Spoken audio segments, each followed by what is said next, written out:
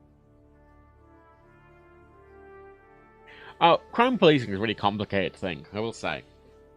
A lot more complicated than people give it credit for.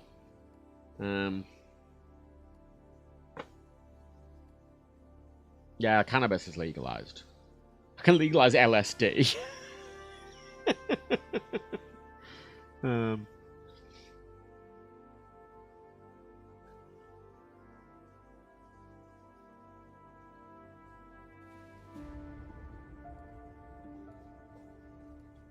Do I have a recreational drug tax?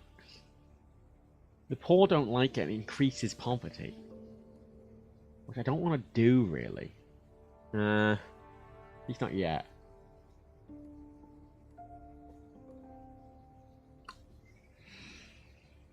And I don't want to fuck off. Because I, in the States, right, in this game, I can't fuck off capitalists. I just can't. They are the biggest voting bloc by a massive region. I'm not going to get re-elected and do any more of these policies if I really fuck them off. So I have to avoid fucking them off, which is very annoying. Because I'm ethically completely fine fucking them off. But practically. Let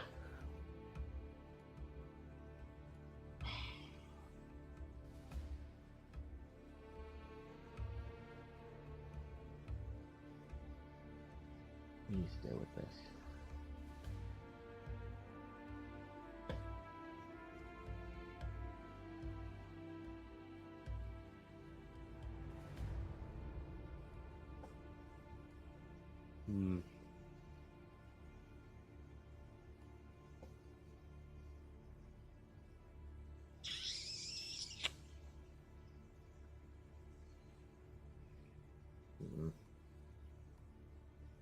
And obviously, I can only do so much per turn, and some stuff is not that effective. I've only got limited things, so I have to focus.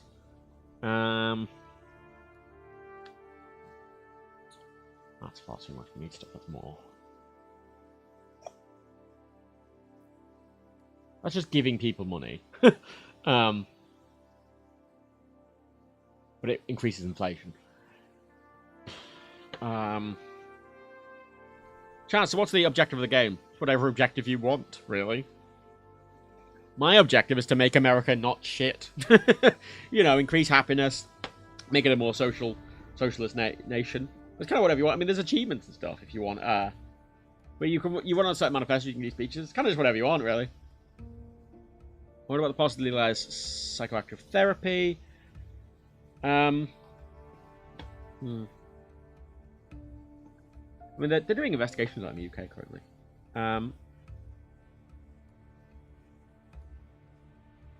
do that. Spend a lot on that. Hopefully, because that'll hopefully reduce the alcohol consumption, hopefully reduce alcohol abuse.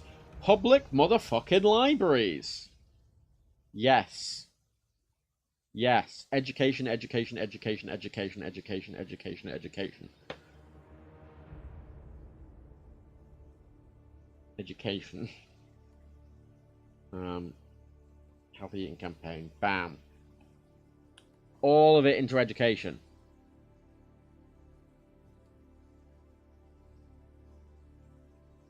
Education programs. Get people more involved.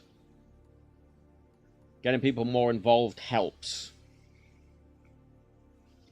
Carpooling campaign. Reduce car usage. Yes. Bam. In. Make America not shit should have been Harris' slogan. I mean...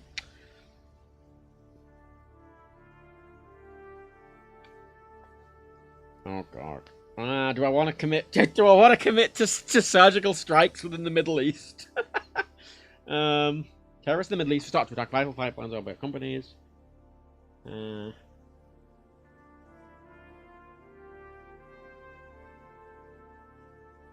troubles in that area have economical and social reasons that cannot be solved by bombing terrorist leaders, a ground war, or subsequent rebuilding, or more costly before.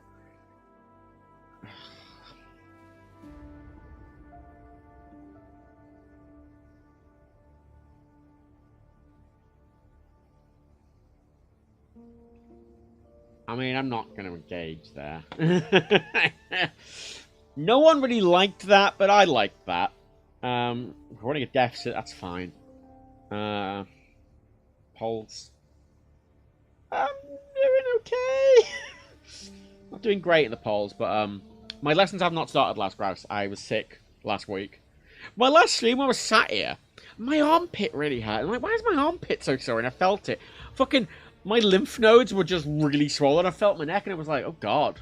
I just was sick for the past week. Don't know why, with what, but I've been ill. Right, let's get more money.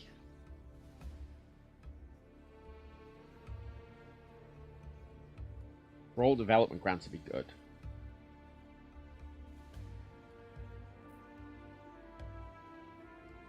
That'd be good as well. They're expensive though.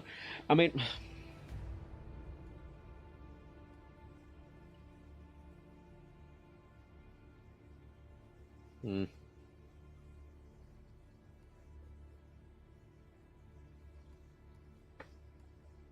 Oh, I'm still worried about getting assassinated. I'm trying to do this in a way that, you know, will actually help. I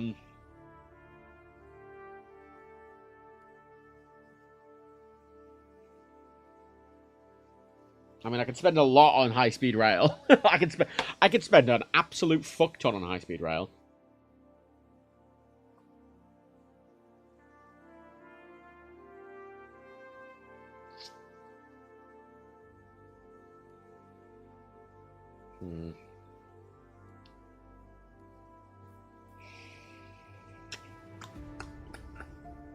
Regulate social media.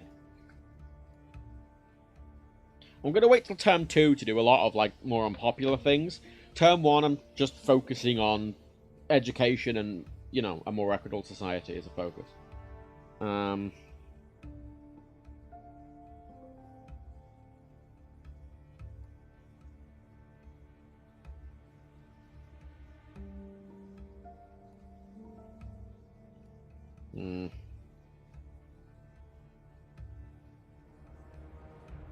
And there's often the green and the red is sometimes a bit confusing because, like, poverty and it's got a green arrow next to it and it makes it sound like good, but that just means poverty is increasing, so that's actually bad. Obesity is going down, which is good. Poverty is going up, which is bad. Because if you're putting a tax on junk food without making healthy food more affordable with health food subsidies, like, that's what you do first. You can't just tax things. You have to make sure if you're going to discourage things, you have to make sure the alternative that you want people to do is accessible and affordable. That's what you need to do. For the drug treatment scheme, let's just go with a bunch of, like, public health services. Kids don't like being forced to do sports. I mean, that is a valid problem.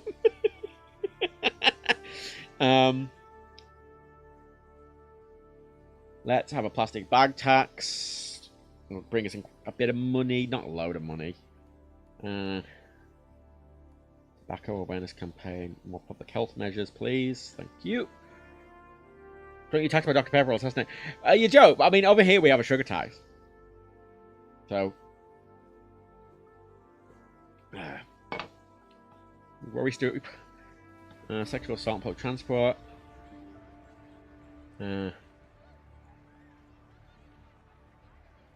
Yeah, I'm dealing with it. The government still opposes right to die. Fine. Fine, I'll deal with right to die.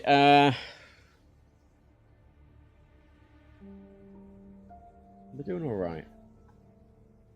Health's going up, GDP's going up, unemployment's going down. You know, so far I think I'm doing a pretty good job.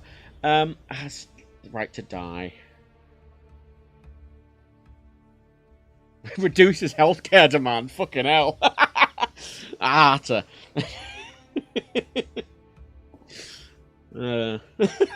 Reduces healthcare demand. That's a really morbid metric. Well, there's less people to look after if they're dead. Conservatives don't like it, and we obviously have... Actually, we have capitalists. Well, we still have a lot of conservatives. Let's implement that. It doesn't really cost any money. I'm going to go with multiple doctors agreement. Gives more oversight. Ooh, Duterte. If you are corrupt, I will fetch you using a helicopter to Manila and will throw you out. I have done this before. Why would I not do it again? Duterte. Jesus, Duterte. Fuck, which one was Duterte? I can see his face. I'm trying to remember which country he was the dictator of. Well, not dick. Well, you know what I mean. Duterte... Filipino? Yeah, I was thinking Filipino. Is it Filipino?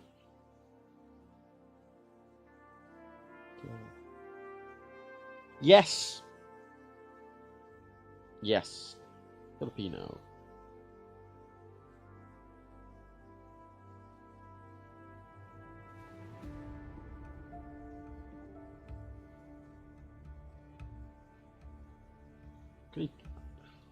He assumed office when he was 77, dude.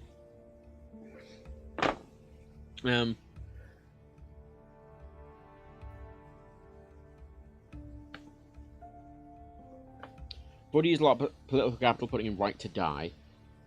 Deficit's still going up. I'm just...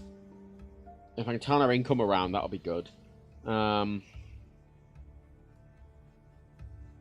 Like, currently, I'm not really doing any policies which are going to fuck off capitalists. I'm doing policies which are going to help the environment and help with education. The goal being I reduce the amount of capitalists, and then I'll be introducing anti-capitalist policies. That's a must. If I do it the other way around, I'm just going to get kicked out or assassinated and I'm not going to be able to do anything. Bad crypto. I mean, all of these are goals, to be clear. I'm trying to be clever in the way I'm doing them, so I don't, get killed. And I want to make sure I get re-elected, so I can keep doing them. Fuel efficiency standards.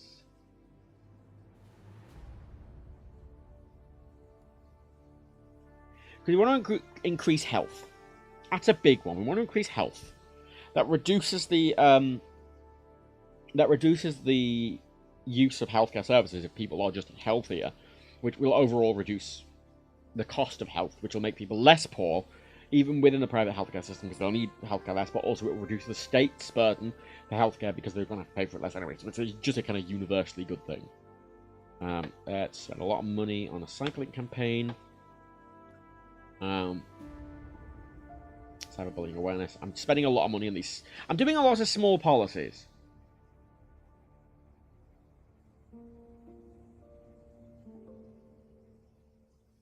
Toxic waste dump. No, we're not. No. Skill shortage. Yes, I've solved the skill shortage. Wonderful. Where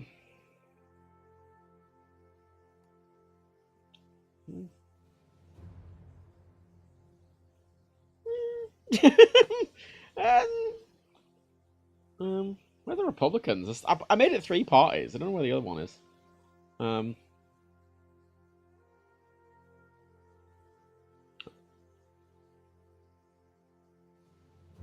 still doing capitalist policy so far, but it's because I've just been I've been avoiding fucking them off, which is helping though.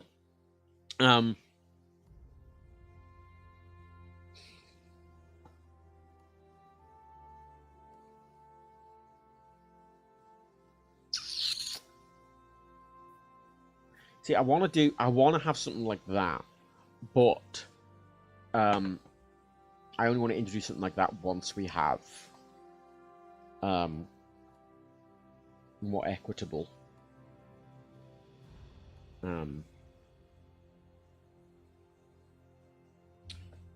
implement foreign relations thing, and let's have a look on our public services now.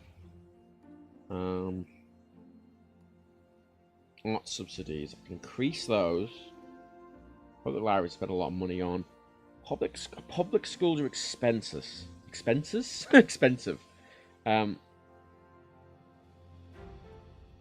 Free school meals. Yeah, that'd be good to have.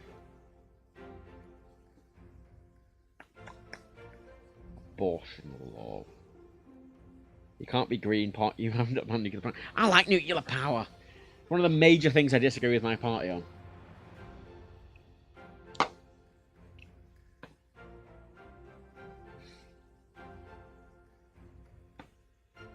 The Green Party is a weird party. 'Cause, to be clear, I'm a member of the Green Party, just to the British Green Party, the English Green Party, and it's weird as a party because it's a lot less unified in its opinions than it may appear. They're not as prescriptive with their policies as someone like Labour or the Lib Dems or the Conservatives. It's a lot more scattered and messy because it's just a small party, which is not great. Not great. Yeah, schooling, science funding. It's so expensive. That massively increases the GDP though, reduces unemployment. That's so expensive. Fuck it. Education. Germany banned nuclear power and they're doing expensive if you ignore all the coal plants they had to turn on. Yeah.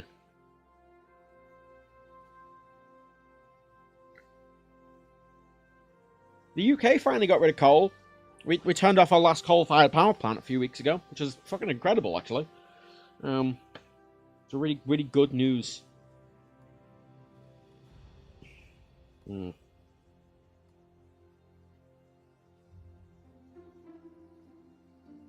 Farmers don't like that, but everyone else does. Increase food standards.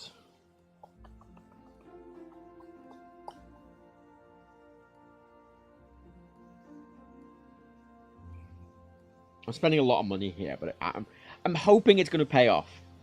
I'm expecting it to pay off, to be clear. Religious banknotes. Maybe get rid of a few policies next.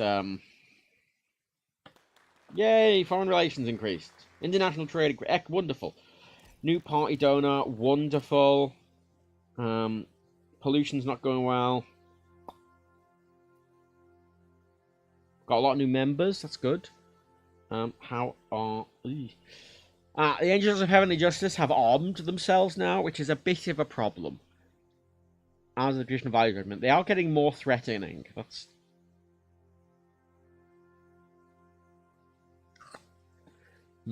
that's not great. Actually, let's have a look at all of our current policies. Religious banknotes, tobacco tax.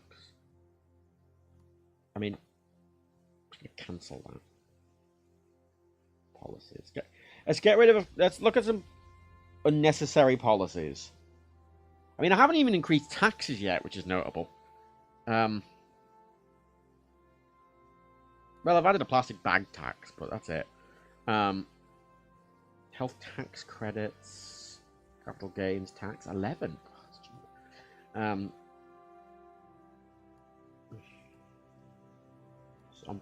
quite a few subsidies. Charity tax relief.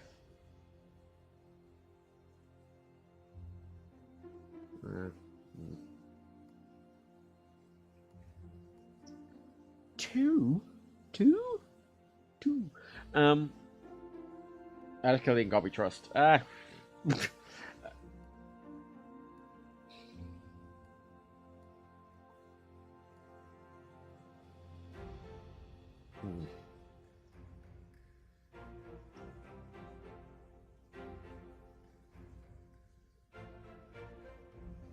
Well, pollution controls we need because we're facing a pollution problem.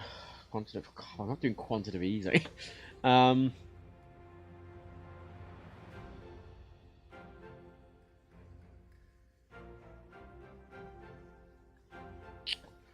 Agriculture subsidies. Let's get agriculture industry going more. Get more jobs, both high skilled and low skilled jobs. What are the parties to? There should be 3. I did set up 3.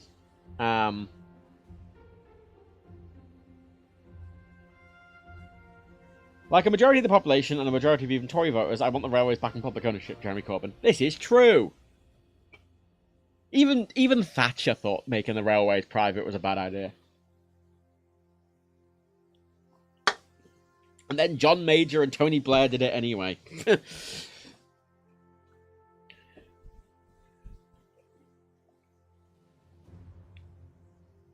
New oil pipeline. No. Sorry. Water shortage. more farmers. We have more farmers have been putting loads of money into farming, so it requires more water. And in the Midwest, that's a problem because the water table's small. Pollution's went up massively. What did I do?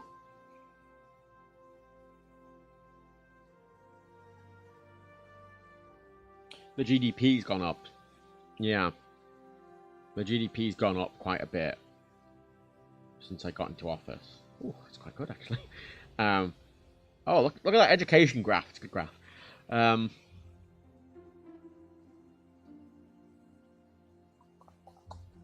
are they called? I mean, there's the Republican Party, the Democratic Party, and the Eco Party, or whatever the fuck I am. Right, we need to do something about water.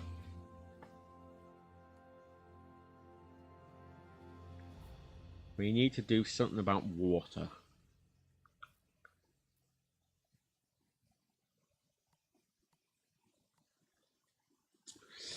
I'm putting so much into agriculture, which is great. I'm just using a lot more water. Is there a hose pipe ban policy? I don't think a hose pipe ban is going to really help. Sorry,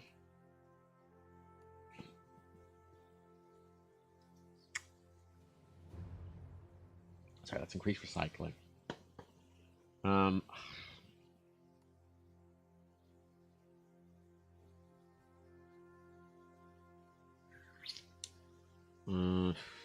Ooh, the environmentalists don't like that.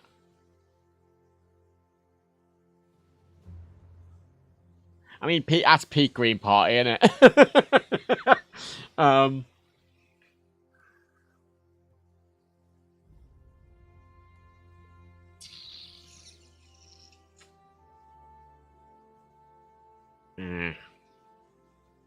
Please tell me there's an anti-golf course feature. I don't know.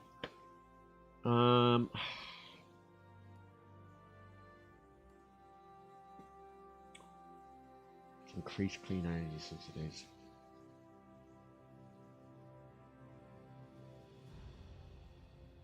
The deficit, actually, as a metric,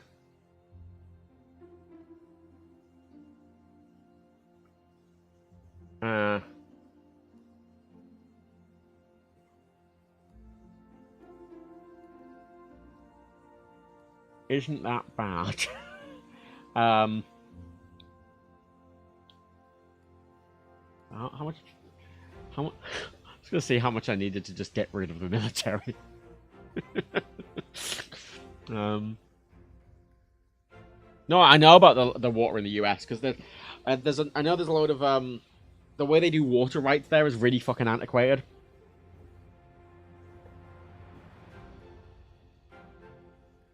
I need some of these, maybe.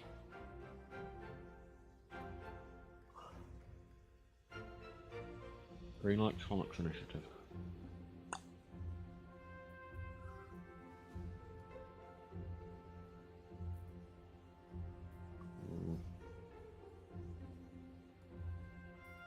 Water. Wow, water meters. Yeah, water meters.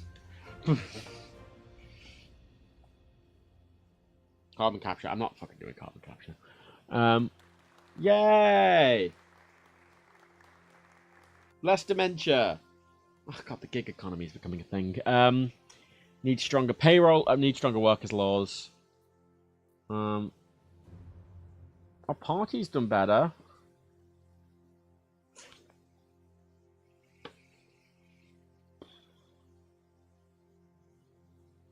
We're doing a bit better. Democrats are definitely. Ooh, they don't seem very compassionate. That's interesting.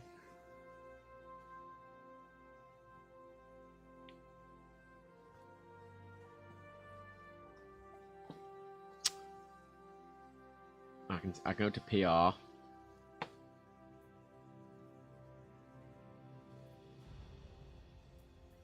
Oh, limit corporate donors. I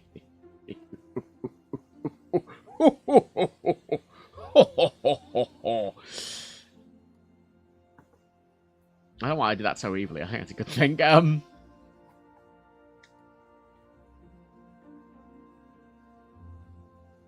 It's gonna fuck some people off, but it'll be good later. State voting campaign, yes. Get people to vote. That's good, even if they don't vote for me, as long as they vote. I'm not going to make it compulsory yet.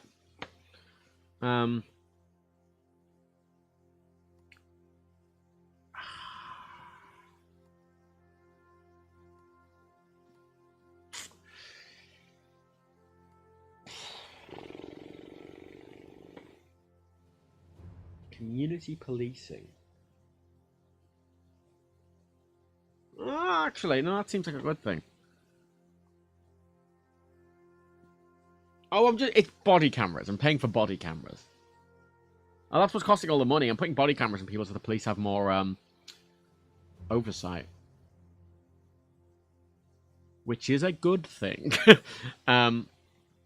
Reduces crime, reduces antisocial behavior, makes people happier. Fine. I also don't need any political capital to do it. Respiratory diseases are a problem. Tobacco usage is quite impacting, but pollution's the big one. We need to reduce our pollution. The way we reduce pollution is putting limits on car usage mainly.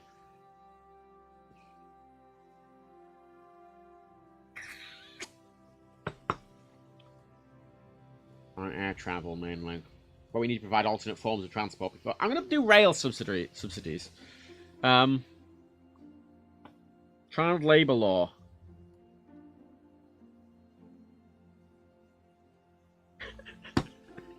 Make it so children can work no more than 10 hours a week.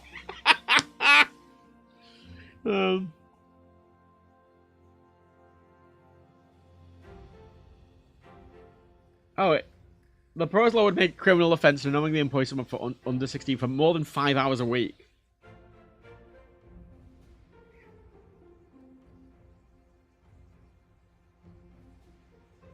Criminalise child labour. Everyone liked that, but the GDP didn't. Ah, that makes sense. No more prison overcrowding. Yes. Look, health increased, education increased, crime reduced, unemployment reduced, GDP high. The best migrant is a migrant who does not come. Fucking Orban. Jesus. How are, yeah, now that terrorist group's gaining. They're becoming more of a threat. Goody.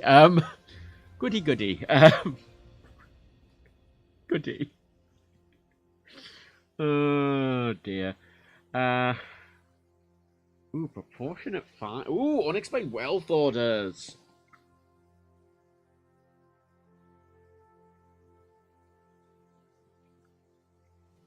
Ooh.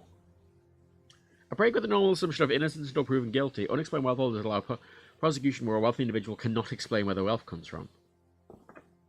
Ooh.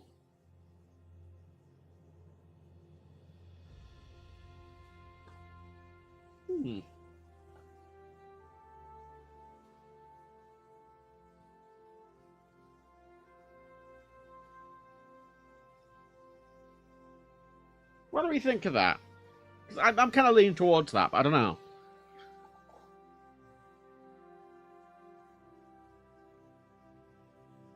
I'll think about that in a second. Let's get some...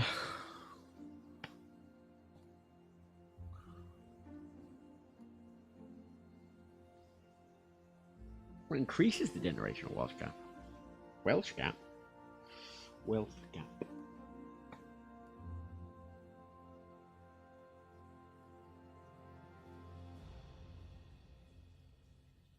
I'm gonna spend a huge amount. Oh, I could bring in state rail.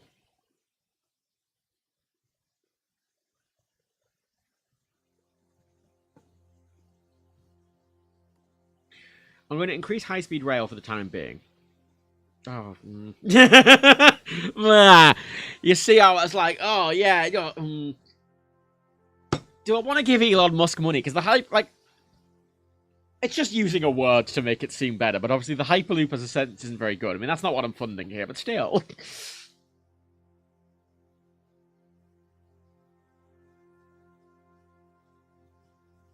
Fuck it, I'm funding it even though it has the word Hyperloop, just because it's more effective there. And soon I'm going to be decreasing military spending.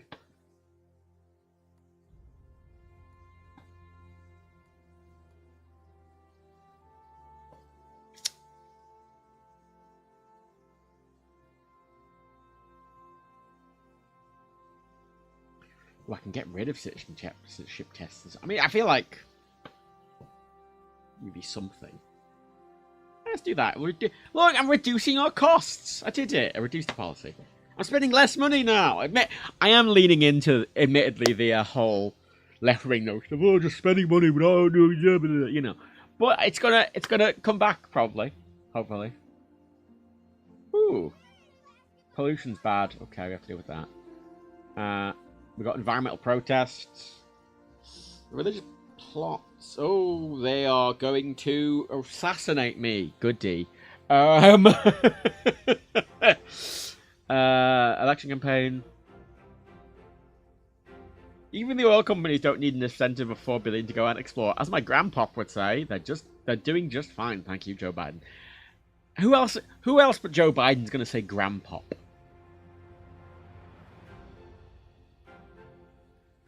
Focus on the campaign. None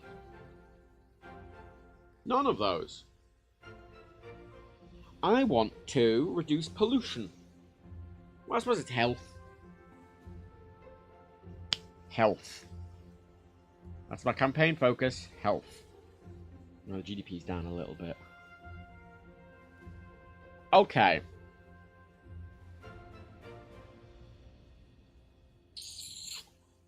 We need to deal with health and pollution. It's not very effective. Well, if I spent loads of money on it, it would be, but I don't think that's very useful in the long term. I could ban coal, but that's not very helpful unless I, you know, like I want to, but I'd only want to do it if, you know, I'd been investing in good alternatives. Eco home regulations. Smart meter program. I mean, yeah. Oh wait, can I get another nuclear deterrent? Yes.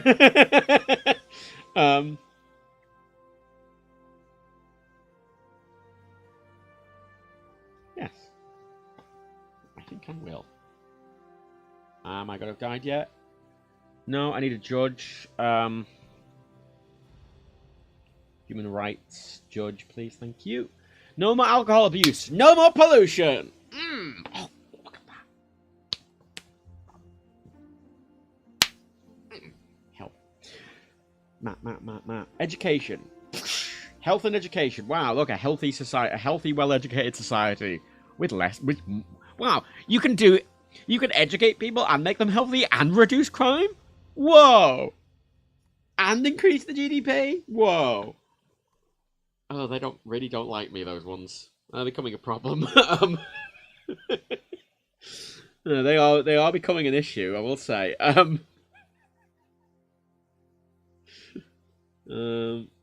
Campaign rally, right.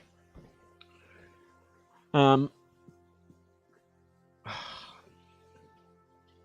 need to kind of lean into the capitalists a little bit, which I know is very annoying.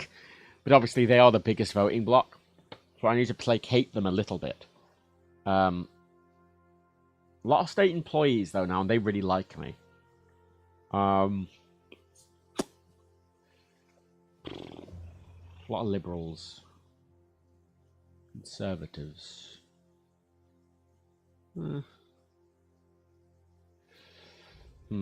State employees, self-employed. How many self-employed are there? Not many. Go with that one. Let's go with that one. And the socialists really like me already. So I need to lean into the I need to just placate the capitalists a little bit.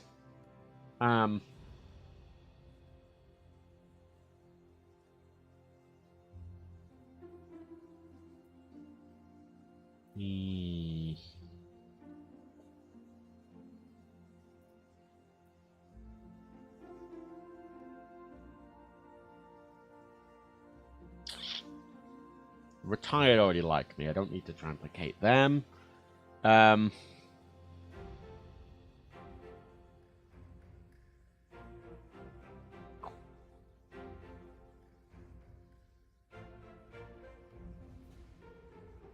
Wealthy, poor, oh, the wealthy like that a bit, and the poor don't. The poor like that, and the wealthy fucking hate that.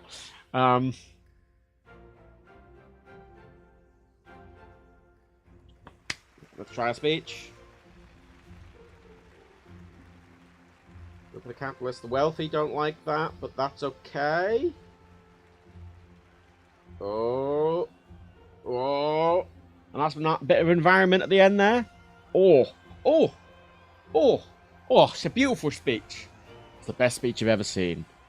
You've never seen a speech that good before. People come to me and they say, Matt, you do the best speeches. And these are like Harvard professors, right? They come to me and they say, Matt, you do the best speeches. I don't even know how you do it. Well, I've dealt with pollution initially, which is good. Dealt with a lot of things actually quite well. What's this? Just looks like a man throwing up into a bin. Oh, could be. And so that's going down. I can leave that. Respiratory disease is going down because I dealt with pollution. Obesity is going down. Fantastic. Health. That's something I'm running on my campaign on health, and I've done great on health.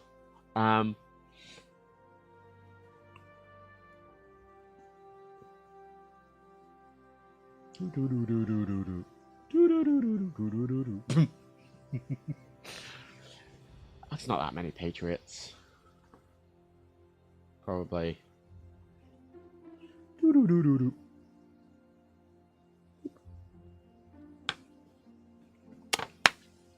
Saving that money. I am slightly worried they're going to assassinate me in the next turn. Like, I think I've done quite a good job, actually. Like, I've managed to increase health, increase environmental standards, raise the GDP, raise educational standards. The poor like me, the state employees like me. I've reduced mobility. I've increased urban mobility. I've increased farming. I've made food cheaper. I mean, I think I'm doing pretty good, all things considered. Bigger crowd than Gandhi.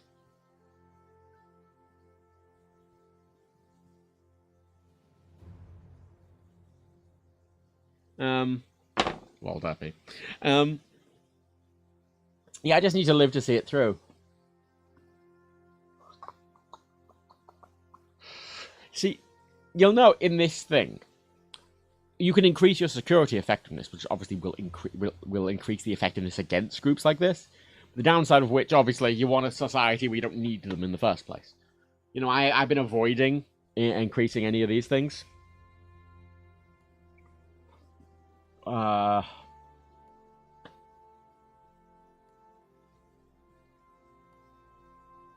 Ooh.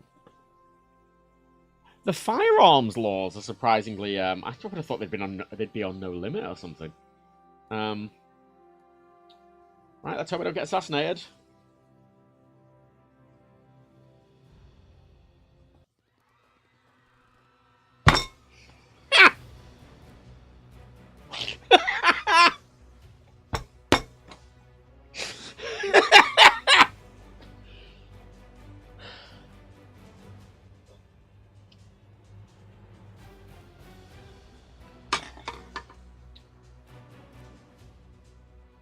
Fucking hate America, man. I fucking hate America.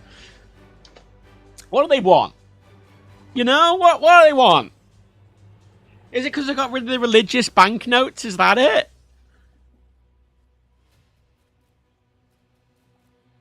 Yeah, half a dozen gunmen. 12 people died. I was kind of hoping that'd happen at least after the election. I want to see if I'd win.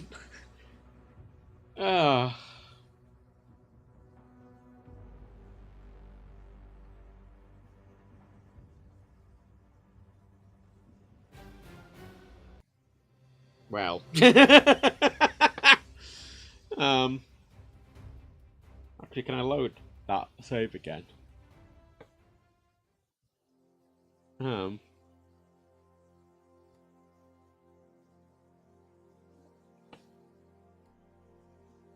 Okay, this is from like a minute or two ago. I just want to get to the election, you know? I just want to get to the election. Oh, the speech isn't going to be as good now.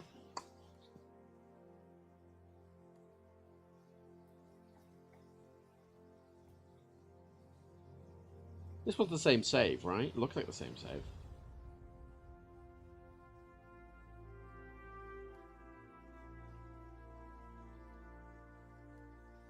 Yeah, same save. My speech options are a bit worse than they were before. The socialists really don't like that. Oh, that speech is going to be... I'm going to leave that speech.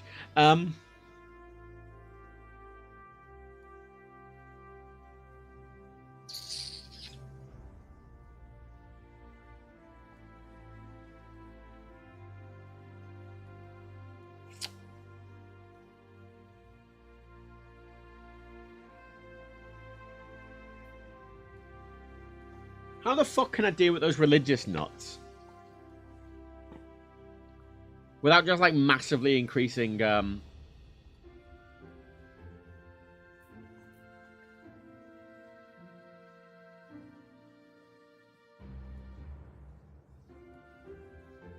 If requested. Requested? Intelligence, right, we've got... I mean, increasing intelligence. So aren't we, like, the spying on people thing? I mean, I've already got a very high-tech spy service. I don't think spy satellites are going to help me against the 6 armed gunmen. I've got a suspicion.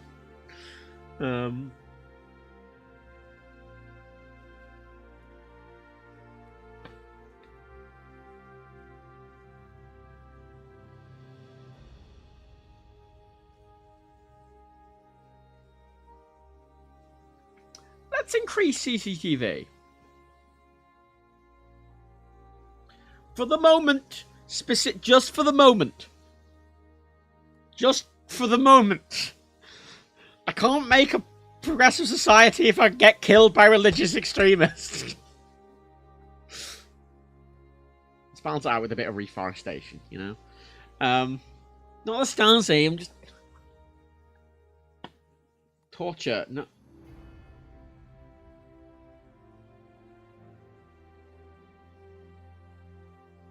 No, I'm not. No. Asylum. Yeah, I know. We have statistical... Great. Good technological advantage. Wonderful. Let's do a capitalist speech. Let's... Increase the middle income. God, these speeches are bad. No, those speeches are bad. Oh, I can make the pledge to cut the intelligence services down. I can do that later.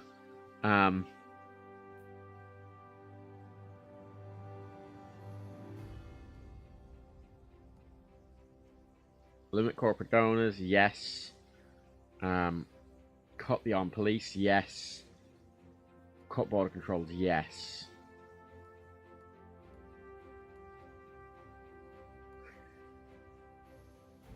They're not political enemies. If they're not political enemies, if they're trying to shoot me, are they? Nobody should be able to shoot anyone. Actually, where's the gun laws? Lower. Oof, fucking hell. 20. 38. Oh my god, to raise them. Oh my god. 44, 44, 44.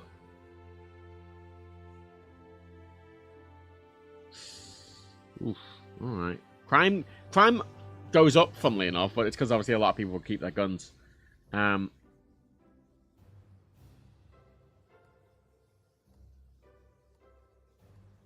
Tasers. Actual robocalls.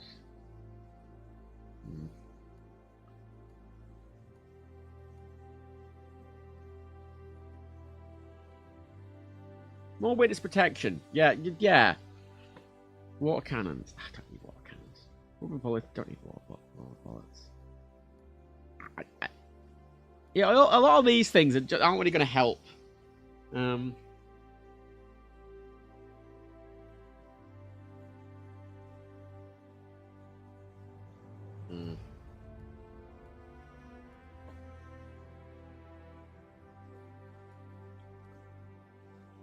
Yeah, I don't really.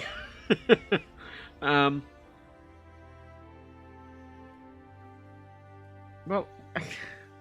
I can introduce detention without trial, or curfews, or ID cards, mandatory microchip. The thing is, these things are very useful if you're running a fascist dictatorship. You kind of need to do all these things because these threats are really, really there.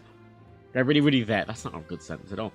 But ideally, what you want to do is reduce.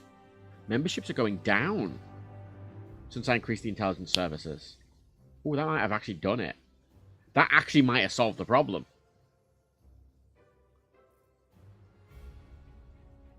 Ooh, that might have solved the problem.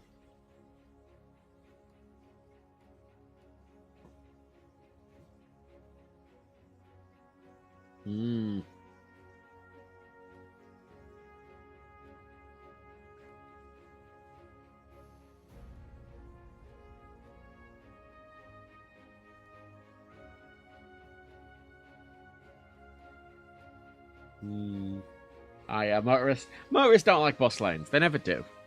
They never like a bus lane.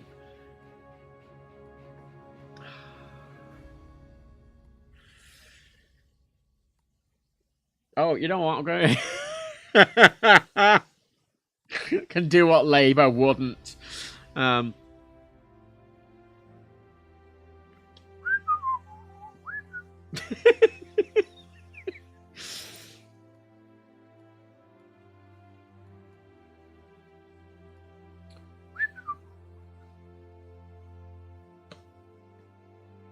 Positive campaign.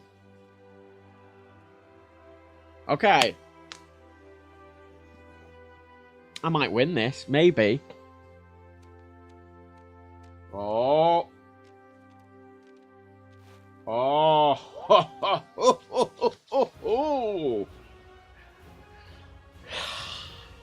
This is better. All I have to do is briefly increase the budget of the FBI. No. You know, I'm fine with the cabinet. The cabinet's been doing a good job.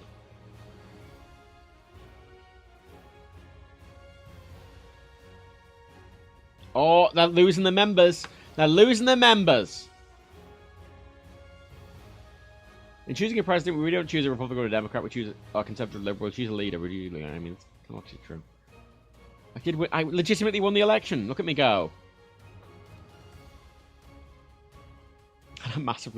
I've reduced our military spending to just reservists. Well, I'm immediately gonna fulfill my manifesto pledge. One of my manifesto pledges. I can't remember what the others were, but I've done that one. Refugee policy. Are they refugees if there's no checks?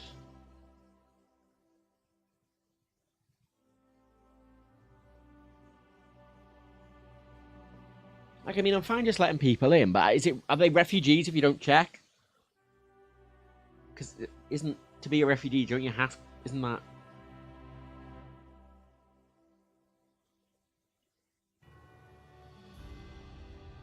I feel like there probably should be some checks, right? Like some, just a bit.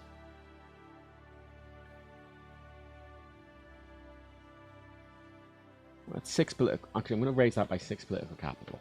There we go.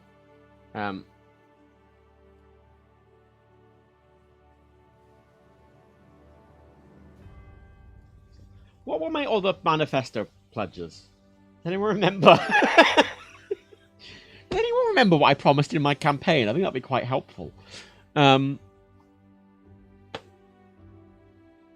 It feels like not checking just feels a little... I don't know. feel like she...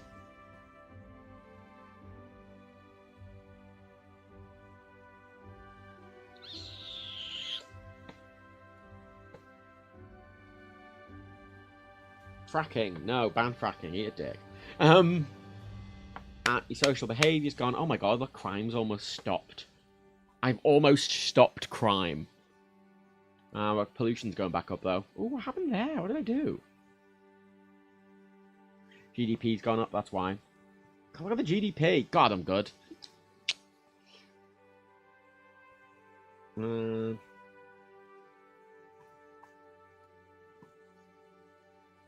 Is that top right? Here we go. Armed police, corporate donors, intelligence service. I'm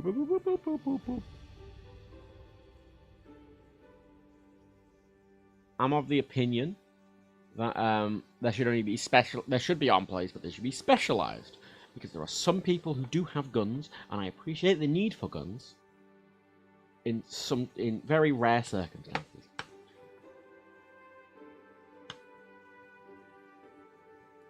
Cynical voters.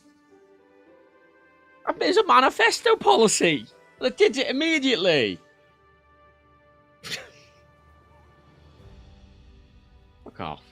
Oh my god, the deficit. Oh my god, I've reduced the deficit. He did what he said he would. Oh, I know. Limit corporate donors. Let's limit corporate donors. Oh, dear. I thought that meant limiting them more. I'd forgotten I'd already made it, really. Oh, damn it. Later. You know what? I don't care. I don't need to get re-elected.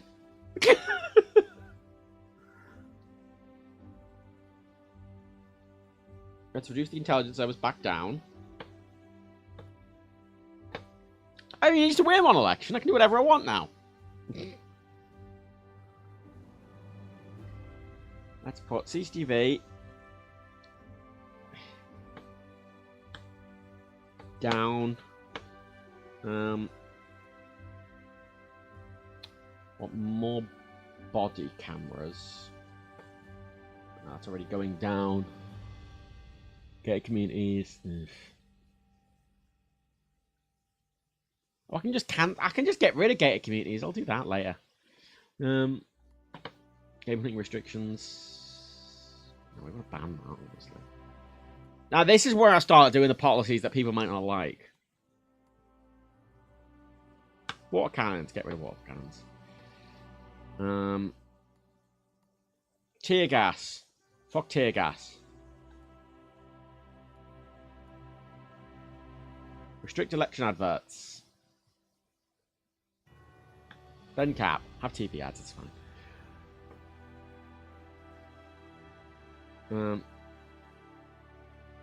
Increase the quality a bit.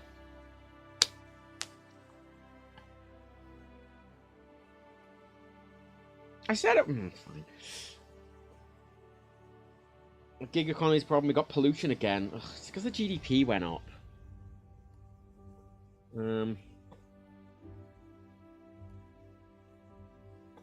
Eco home regulate. Let's just do a bunch of slightly unpopular policy. Eco home regulations. Bam.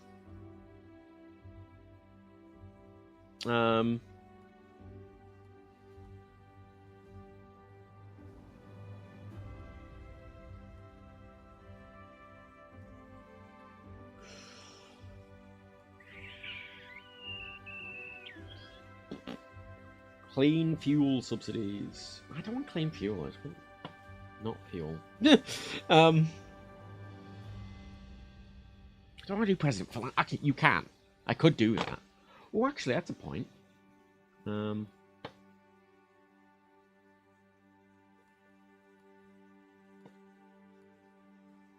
the point? Where are my?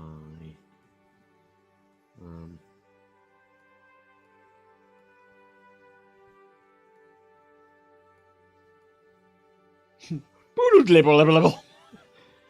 I've been going liberal, but I don't want to go socialist. That's just ideas, is it? Oh, it's just all of them. How did I find that earlier? Oh, it's here. 20. I need 20 capital. Next turn. Environmental protest, that's fine. Park ranger was killed. Bad. Let's put PR in. Let's get that bang right in there. Bam! PR. Wonderful. We need to increase for game hunting restrictions. Banned. Ban game hunting. Yes. Firearm laws. We want to ban them.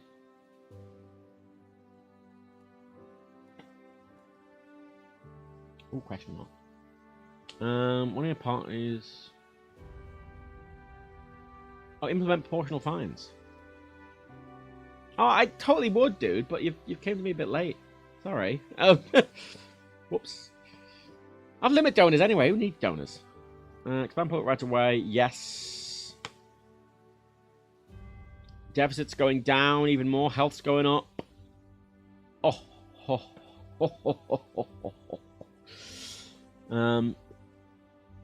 Let's get rid of gated communities. Don't need any of that. Reduce. Actually, we'll do that in a minute. That's not the most important thing.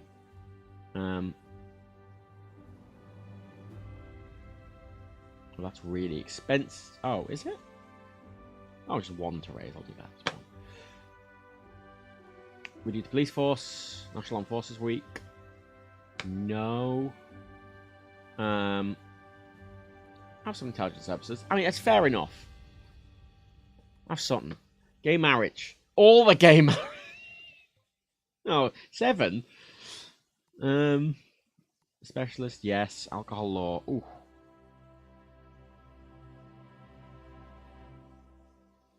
I'll leave that for now.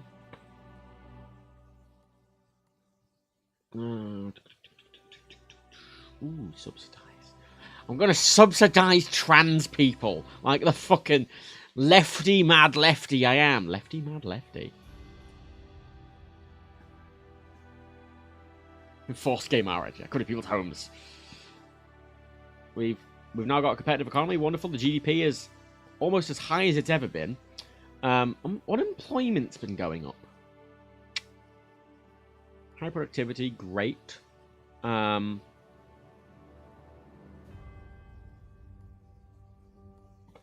Let's get Green Electronics Initiative. Oh, that costs a lot to introduce.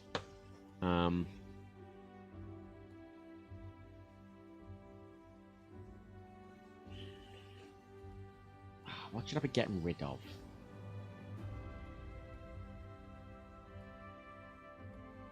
Nuclear. Nuclear. Get rid of nuclear.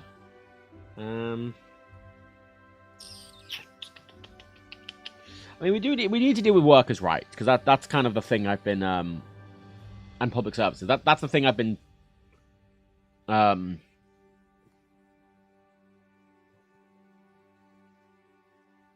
waiting for this term to do. So regulate social media. What about that? Well, it depends what. Maybe a little. Maybe a little.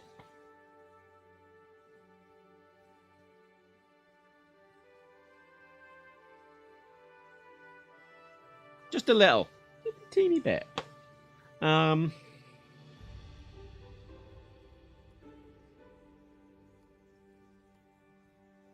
Ooh.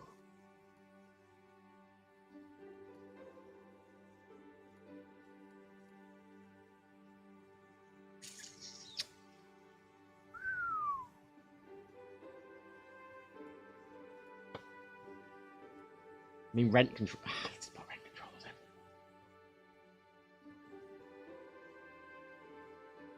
Ban non-LED bulbs. Yes. Major party donor. Internet crime. Internet crime. Internet crime. Bloody internet.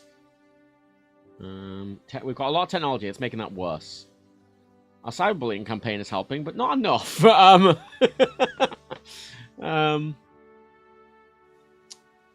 Stamp out Racism Week. Fuck it, that's just... What? 8:30 to do that. We need to... Our deficit's almost gone, which is fantastic. Like, I've massively lowered the deficit. I want to get the deficit to 0 before I start nationalizing everything. Let's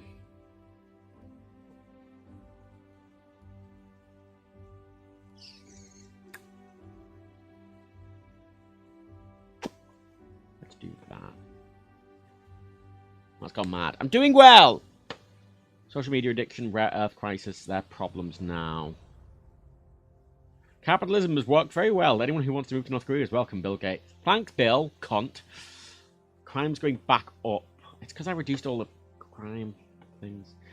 Proportional fines, maximum. Right to privacy. Oh, no, unexplained wealth orders. Maximum.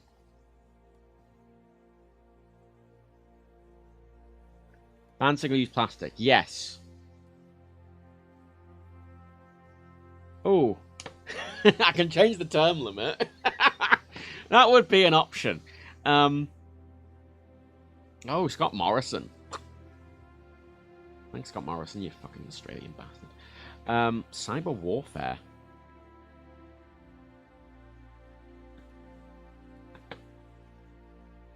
Deal with that.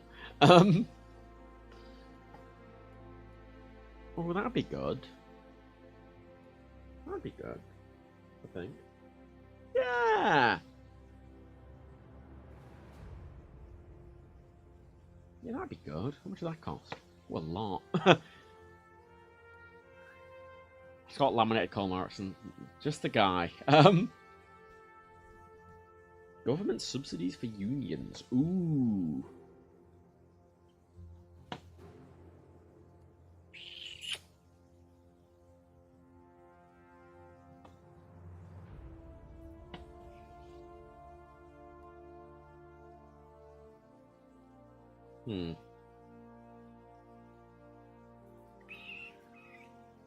Oh, she's these ones. These are the ones I want. Cap CEO pay multiplier. Green Electronics Initiative. Ooh, capital controls, eh? Workers' dividends. Yeah, they're the ones I want. I'm going to save for them.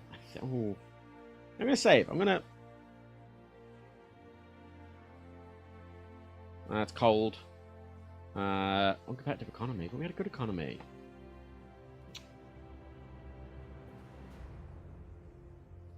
You'll never change anything in this country if you're voting. Nothing, absolutely nothing. Bolsonaro. Cunt. Fucking hate Bolsonaro, he's an asshole. Right, let's... I've got a lot of political capital right now. I can fully nuclear dearm and spend all of it right now.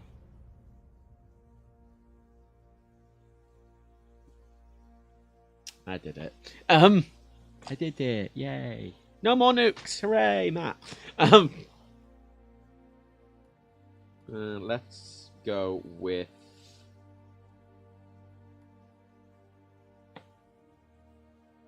See, car usage goes up with that, which I don't really want. I don't really need the plastic bag tax anymore because I banned single-use plastic, so I can get rid of that.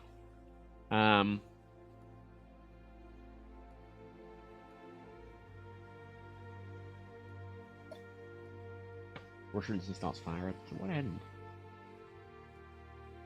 There's no point in nuking another country. You nuke another country because you're scared of them nuking you. There's no point in nuking another country just to get rid of it for no fucking reason.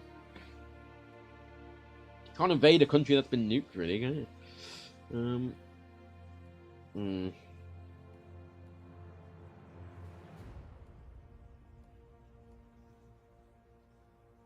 No, operas! We want operas! Opera, opera, opera. And that leads me into today's sponsor, Opera GX, the exciting new browser where we only steal most of your data. That's what they do, right? Because why else would a web browser be spending loads of money on getting people to use it if they didn't make a load of money from your data? Why else would they be doing that? Huh? Why else?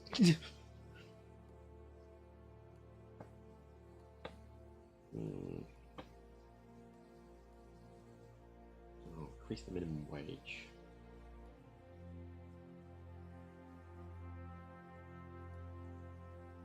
Ooh, worker safety. Bam. More rights for workers. More rights for workers. More rights for workers.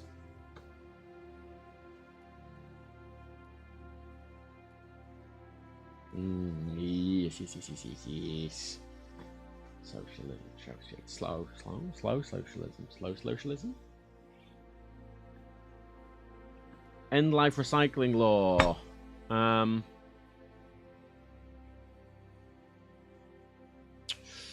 Ooh. Yeah. I'm fine with that. Oh, we've got a surplus. Also, they like me getting rid of the plastic bag tax. Oh. Do they? I think it's worse. It's fine. Oh, Duterte again. Martial law, goody. Surplus. He's balanced the economy. Yes. Matt, balance the economy, man. Right, so here's when we start doing all the scary stuff. Well, not scary stuff, the very impactful stuff.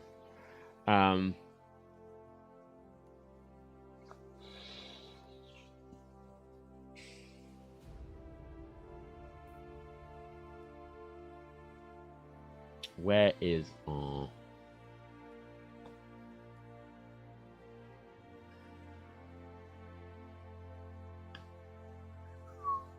unions, please. Unions right away. It's a good start to have unions right away. Worker safety's gone up. A lot of unions, big unions, pro small business, yes. I'm kind of just pushing a bit at the moment.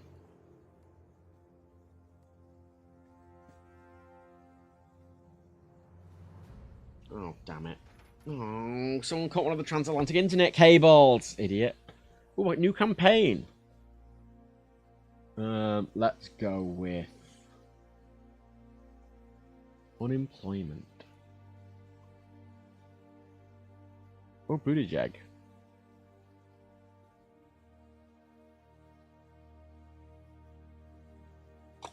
Right.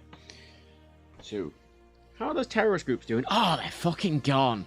Yeah, you fucking bastards. Oh, look. Oh, look at that.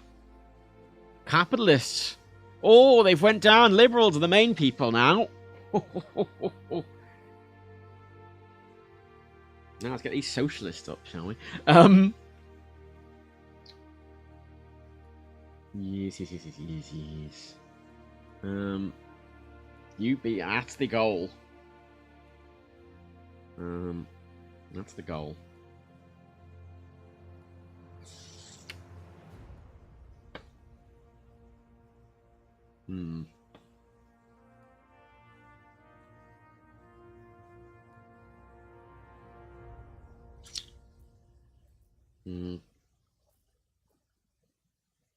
Workers' dividends. Maximum, please. Power lines. Oh,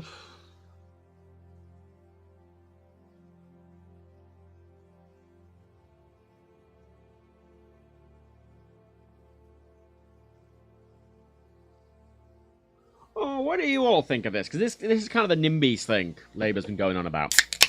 Stopping all these NIMBYs. Which I'm mixed about. Because on one hand, I'm of the opinion that, you know, like a community has the right to reject something. But it's kind of to a point.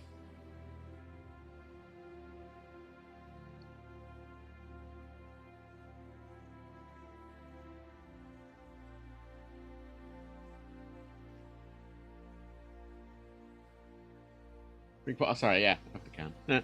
Fuck is an NIMBY. Not in my backyard. You know.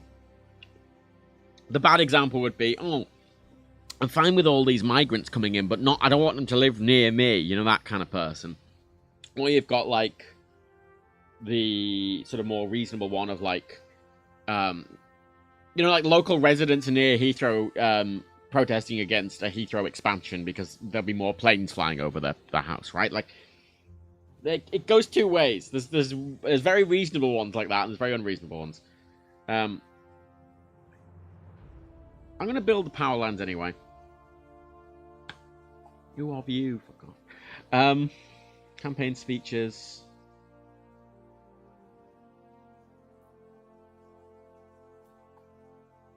Not yet. You know what I could do?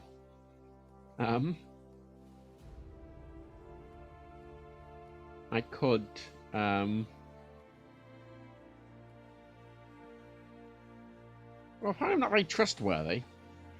Could increase the term limit.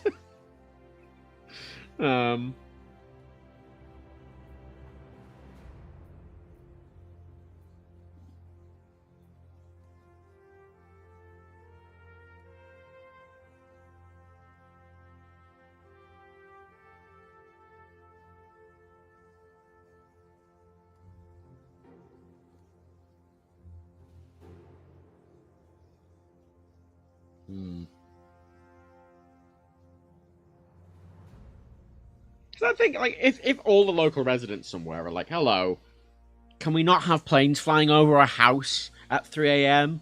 Totally reasonable. Totally reasonable. Like, this is the problem with the NIMBY thing, because it does very much go both ways. We've got a surplus. Let's start the state water company. Nationalize the water industry. Right in there. We've done our first nationalization. Let's add in free eye tests. Good thing to do. War is a good thing to nationalize first and foremost. It should, like, that's arguably is the easiest. Can you believe Ireland made its water industry private like a decade ago? Like, they had a fully they had a fully nationalized water industry where you didn't even have to pay for water. Like, water was just, it was just there. There wasn't a water meter. You just had water. You didn't have to pay for it. It just came into your home and it was yours. Because that's how water works. Water was Ireland. And they made it, they sold it off like 10 years ago. Yay! Power plant demolished. We've got a deficit again, but that's because I nationalised the water industry.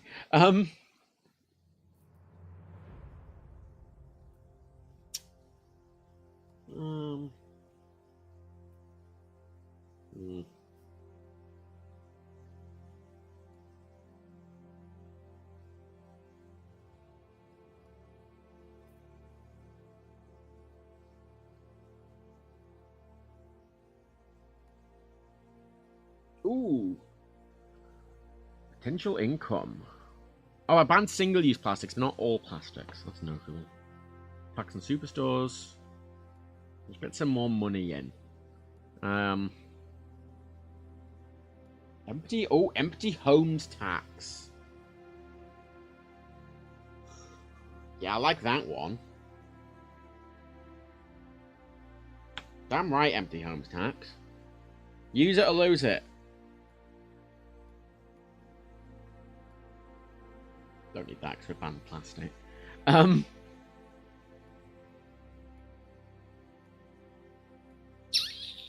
Citizenship for sale.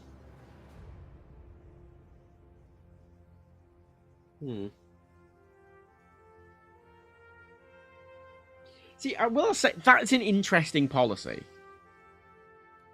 Because, like, there is that as an argument in that, well, if someone can come, if someone can come and go, the issue with the genuine worry with really high amounts of immigration is that if your rate of immigration is obviously higher than the amount of jobs you can make, then the state is paying for that, and there's only so much a state can pay to support people.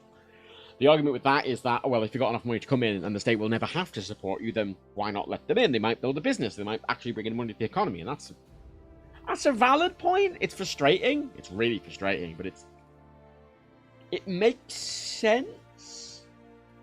I just don't like it. Makes sense, but I don't like it. I don't like it.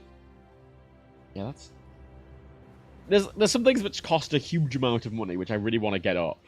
It's just, they cost so much money that I need to make sure to cost it. Like I need better taxes. Like I need like mansion tax. Luxury goods tax, punitive wealth tax. They're the ones I need to put on. Pretty fit news. No, don't do that. Streamer offers a birthday song. She's known for a tiny dress and adult theme songs. Do I want the modern day Marilyn Monroe singing Happy Birthday, Mr. President?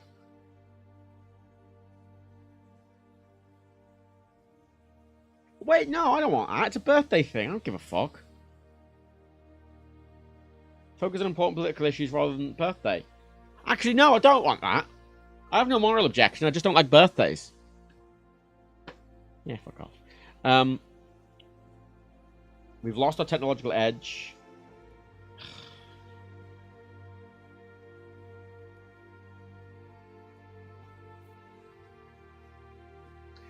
I need to get more... Where we go. This. That.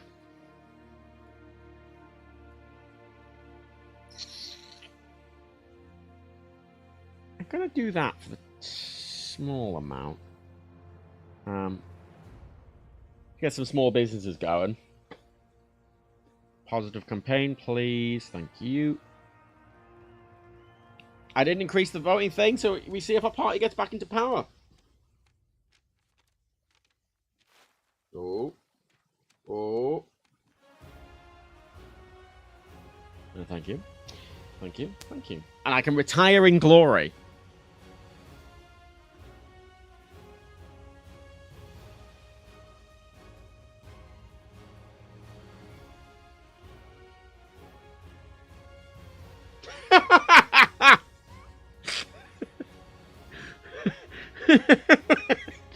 I started there and I went... I was like placating. I was placating capitalists a bit and then I went... That's a good line, I will actually argue. Placate people a little bit, put some progressive policies in, start going more liberal, and then you ease it into socialism. Because you have to ease it in. You have to. You might not want to, but you have to. If you don't ease it in, it cannot work.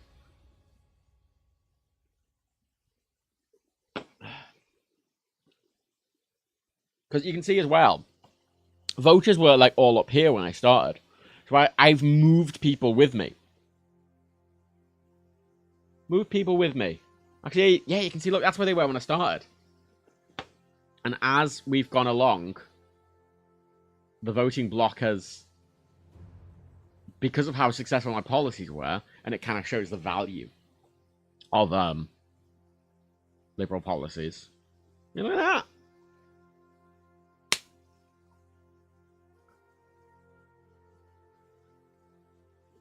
It's that education you're putting early on. Damn fucking right. Damn fucking right.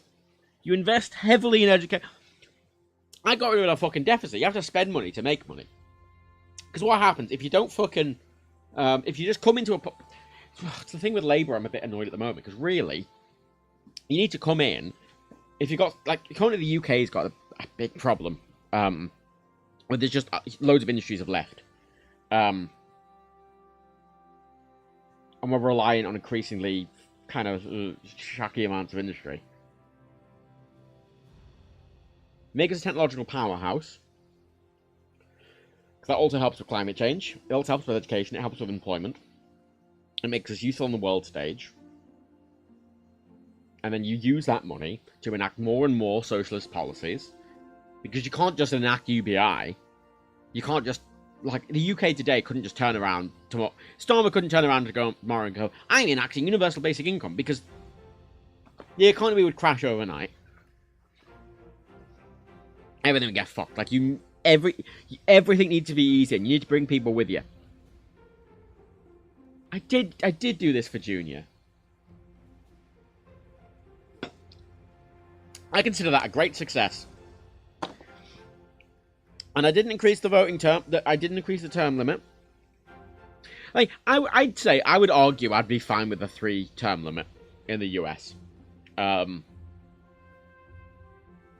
a generation, like, when you think of a generation, generations are usually about, like, 15-year periods. And I'd argue a 12-year, a maximum term at 12 years just kind of means that if that can create quite large generational change. Admittedly, yeah, you can still have more people from that party doing it.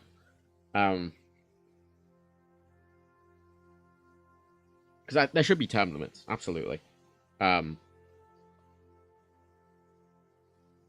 don't know if I'd be comfortable with 16 years. Like, 4 is the absolute peak. I think 3 is reasonable. You spend money to have people come when you ease it in. Yeah. Who am I next to?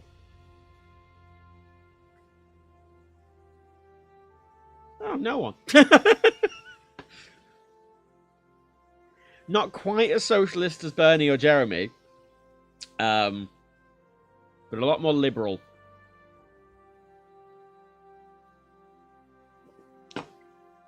Liberalism's just a path to socialism. What a way. Would a president survive the stress of 3 terms? Maybe. Like, I put PR in. I made America a liberal socialist nation with proportional representation, with a fully publicly funded water company, with a fully state-owned water company. I completely disarmed their nuclear deterrent. I gutted their military to a reservist-only force. I got rid of all their mass surveillance. I solved crime. I solved unemployment. I solved healthcare. I solved the obesity problem. I made it a tech utopia, and it's on the path to becoming a socialist nation now, with the groundwork set. Yeah, I had to do that brief... I did have to do that brief one turn where I spied on people a little bit so I wouldn't get assassinated, but, you know, as things go, as compromises go, that's fine. Ooh.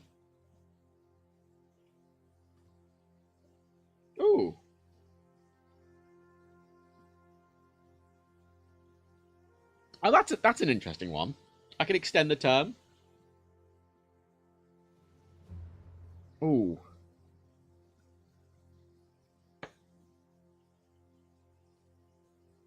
I'm going to say keep playing and just save it. I have as much chance of becoming Prime Minister as being decapitated by a frisbee or finding Elvis. Boris Johnson. Hilarious. I'm considering that the end, but I'm going to save that. Liberal USA. Liberal USA. I would give myself an A+, Donald Trump.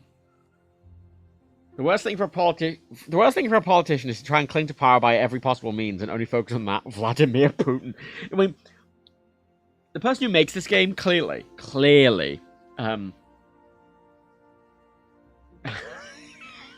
I love they found a load of quotes of people fucking just self-immolating.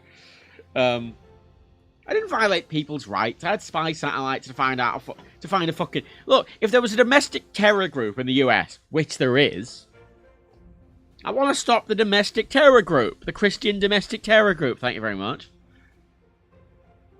Oh, there's Elon Musk asking for a carbon tax. refreshing this. This is a flu. This is like a flu, and this is a much different situation than Ebola. Donald Trump. My friends, as I have discovered myself, there are no disasters, only opportunities, and indeed opportunities for fresh disasters. Boris Johnson. Like, you can tell what the guy who made this game thinks. You know. No one should be harassed or mistreated because of who they are, who they love, or what they believe. Mike Pence. At one point, some people are going to have to realize that I might know what I'm doing just to know. I will say, that's one of my favourite Corbyn quotes. We can create a new kind of politics, kind of more respectable, but courageous too. Jeremy Corbyn was, I genuinely think, quite kind. But he wasn't, Bernie's got this, like, fire, which Corbyn doesn't have. You need a bit of fire, you know?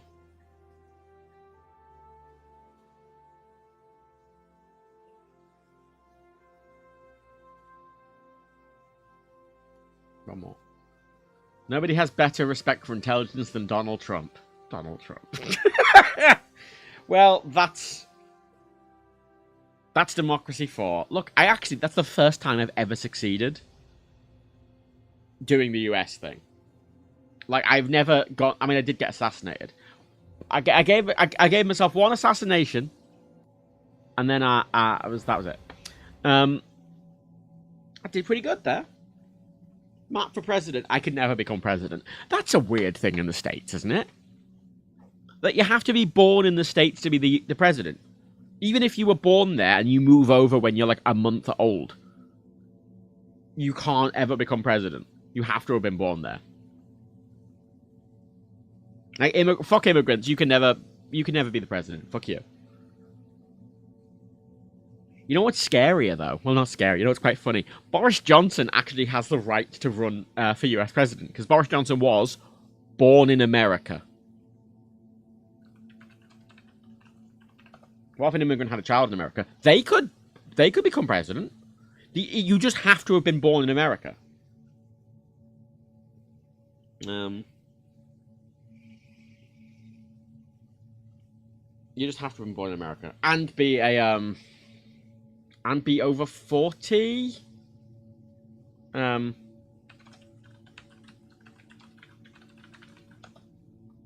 was it exactly? You must be at least 35. Wait. Oh, yeah. The person must be a natural born citizen, meaning they were either born on American soil or born abroad to American parents.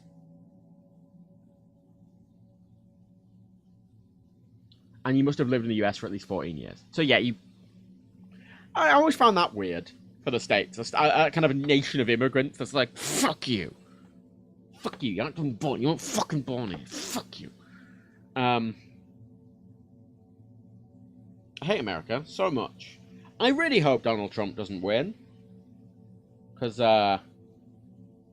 it'll be worse than the last time. But the thing is, either way,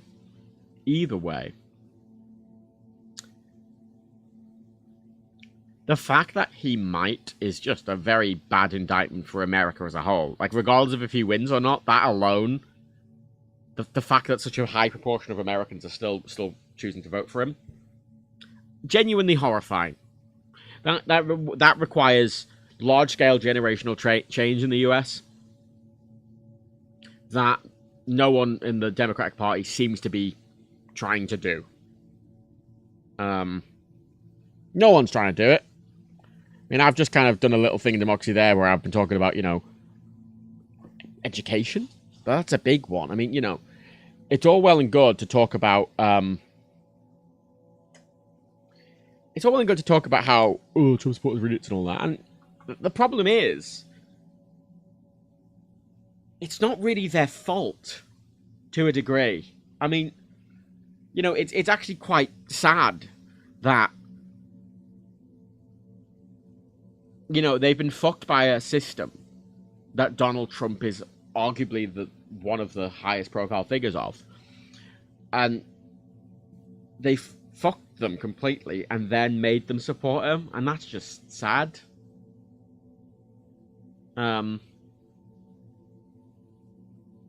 It's sad. It's sad. It's a sad indictment of the country. It's a sad indictment of the United States, because Donald Trump is an extremist. He's an extremist, and anyone who tells you otherwise is lying to you, or more likely, lying to themselves. You know, some people have compared him like, oh, they're basically the same as Boris Johnson. No, he's not. Donald Trump is a different fucking level. He's a fascist. He's a selfish, immoral fascist. That's gross. It feels like Trumpism came on very suddenly. The structures that in place to let it happen have been around for a long time. In comparison to the time, it feels like it required to fix. But that's just it. It didn't come around quickly. Those structures have been happening for a long time. And Donald Trump just hit a raw nerve. And exploited it. It's very sad. Because all those like frothing at the mouth Donald Trump supporters, and you see them on, you know, you see those ones like that. A lot of these kind of news agencies and TikTokers, like, they interview them and they kind of point out their stupidity. And I understand that kind of there's something quite cathartic in that, but at the same time, it kind of shows that these people have just kind of been abused. Like,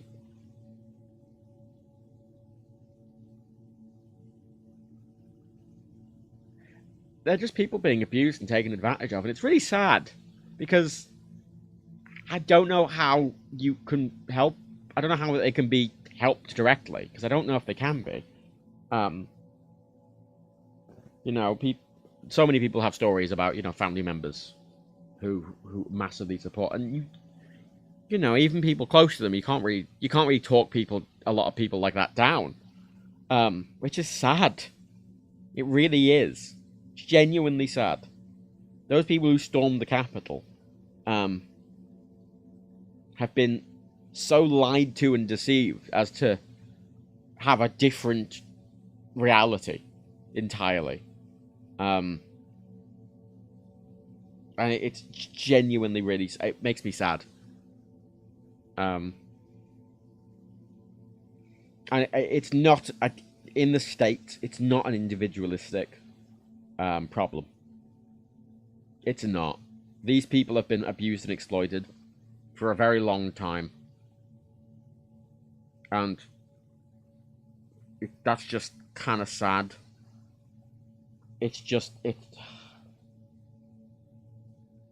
America needs really significant change.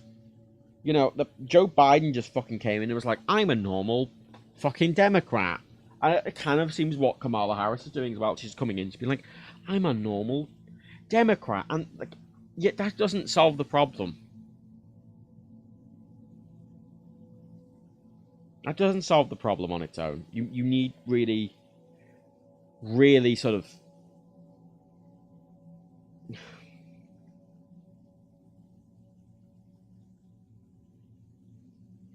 I remember, it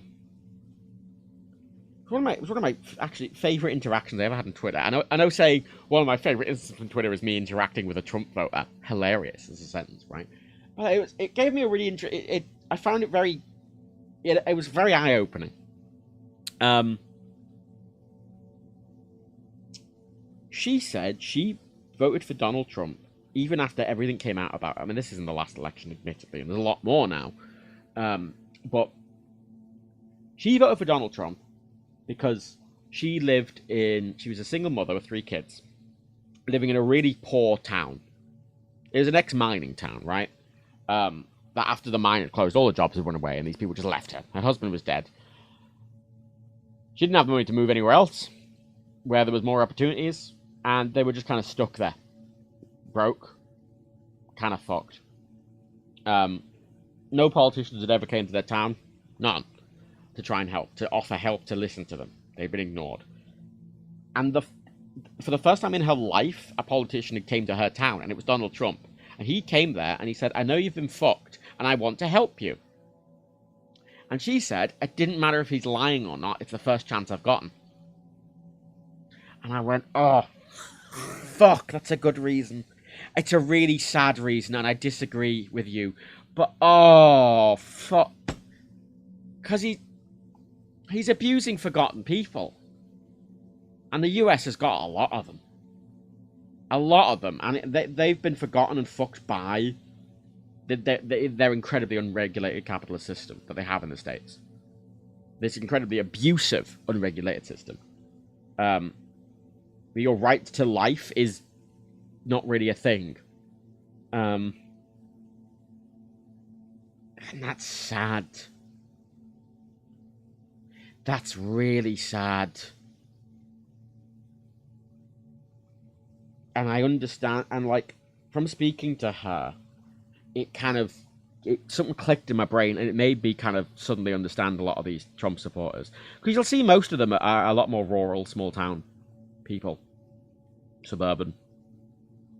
And they're from these sort of environments that are kind of, I would consider the worst places in the United States. And these are often people who have been ignored their whole lives, and they feel like Trump's the first person to actually say, I'm listening to you, I'm going to help you. Even if he's lying. They've got nothing, they've kind of got nothing to lose.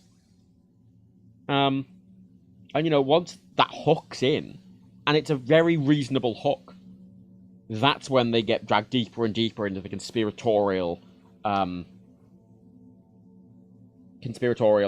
really kind of reality disconnecting stuff. And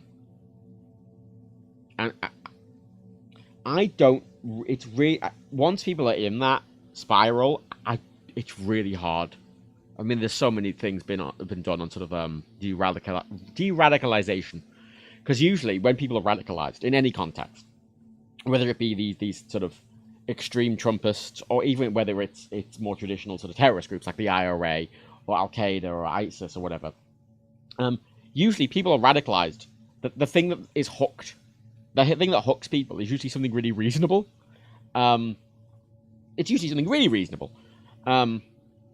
You know, for a lot of those sort of Middle Eastern groups, it was usually, hey, the US and Western powers have been absolutely fucking our countries for centuries and keep coming over and killing all of us.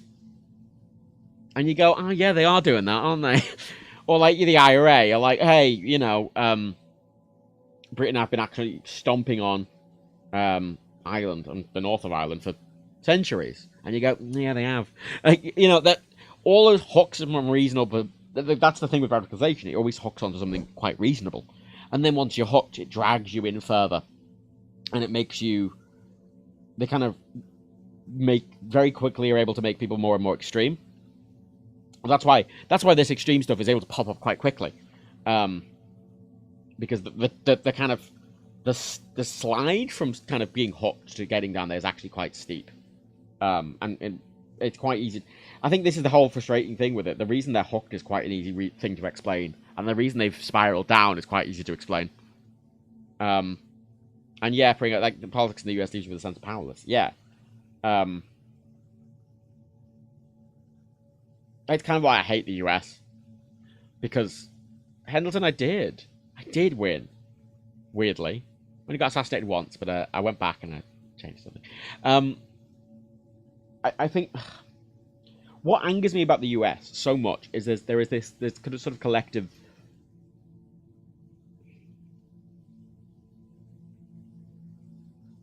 most countries in the world, even rich progressive countries in the West, none of them really think they're the best in the world. None of them do, really, aside of a few, you know, wankers. For the most part, they kind of just know they're getting on with it and they're trying their best. America's so sort of self-indoctrinated as a nation. I'm not talking about the people, but as a nation. to the idea that America is the greatest, and America's, the founding fathers were right in everything they did, and that, the fundamental things that America is built on are good. And the problem is that they aren't. They're not. They're really not. Those fundamental systems are why America is, frankly, the absolute shithole it is today. The richest country on Earth, with the largest prison population on Earth, the biggest inequality on Earth, incredibly high child fucking death rates, the number one cause of which is guns. Incredible levels of homelessness and poverty and starvation, and the amount of forgotten people is incredible. It's sad. And that collective sort of nationalism, I say nationalist, but that collective idea about America being this great country, the American dream and all this sort of American pandering, which every American politician does. And, you see it in GeoGuessr, and you see it in all of these fucking things where America is this, shining city on a hill. And it's interesting in that one of the few people to acknowledge that America is a shithole, weirdly, is Donald Trump. In the wrong way, but that's what the Make America Great Again thing kind of is hitting on. It's hitting on the idea that America's a shithole, and he wants to make it not a shithole, even though he doesn't. But it's hitting on that kind of core emotional idea. And it's doing it in such a way where people don't have to admit it's a shithole directly. Because,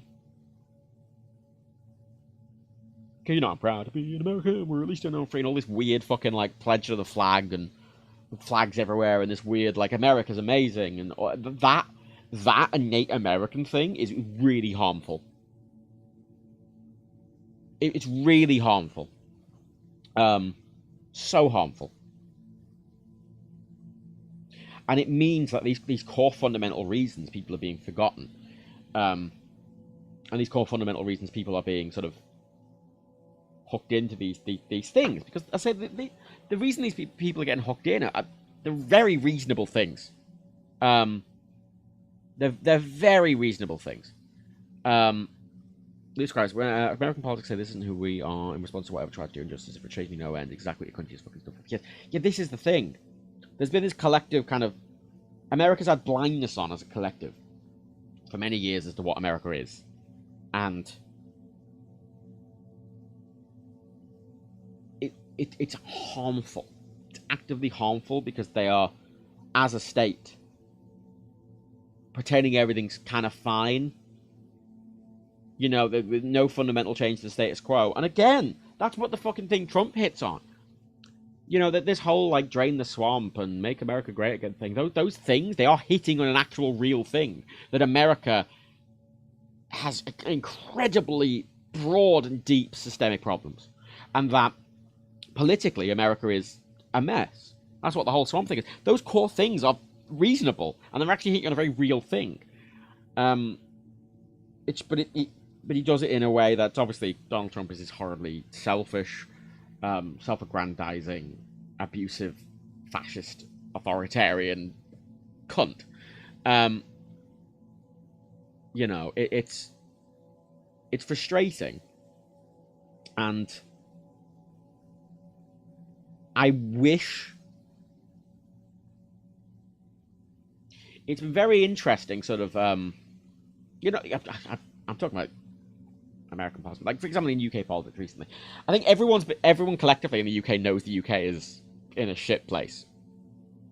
And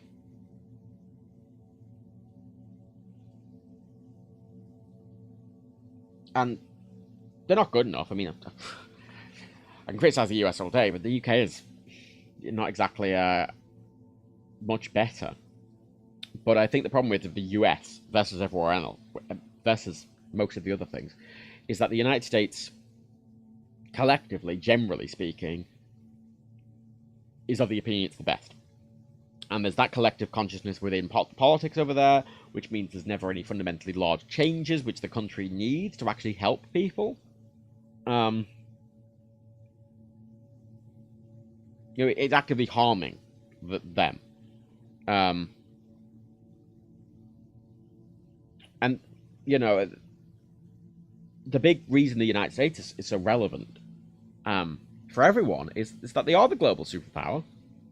And how they run their country and how they do everything impacts everyone, especially militarily. You know, I mean, their military, they spend as much money as the next 10 countries combined on their military. You know, most of it just kind of disappears. Like, I know the Pentagon's never been able to fucking answer a proper audit because half the money just seems to go into a hole and no one knows where it goes. You know, and it's mainly for power projection, because again, America has this. It's this projection. They want to project that they're the most powerful nation on earth in every context, even if they're not, because they're not. They're not. They're famously not. The only thing they're number one in the world in is fucking prison population per capita, and fucking like child mortality rates from guns, and the amount they spend on their military. But just because they spend a lot doesn't necessarily mean it's good. I mean, famously, the last several wars they've done, they kind of just went in, spent loads of money, and then left, and it was usually in a worse state when they came in. See Iraq and Syria and Vietnam, and I it's sad because I want like these people that, you know, that sort of the Republican Party and Donald Trump especially sort of hook in are forgotten people, and they need help. They, like, you know, these are often people from poor economic backgrounds, which don't have many opportunities, and who have noticed all of these inherent issues, which I'm talking about, and are being told that Donald Trump's the answer to them, when he's not. And then a lot of people countering Trump don't really address those issues. They kind of ignore them. You know, a lot of this is, oh, we don't need to make America great again. America's already great. It's not. You know, it's kind of this deflection when those core issues are still actually real issues. He's just exploiting them in a really, really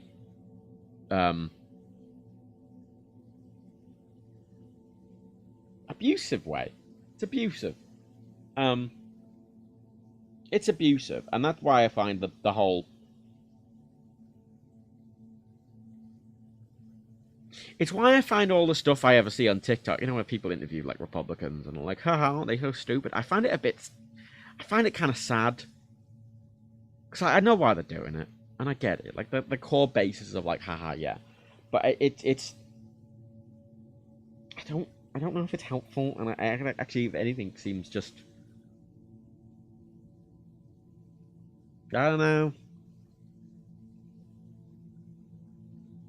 A lot of these people are assholes, to be clear.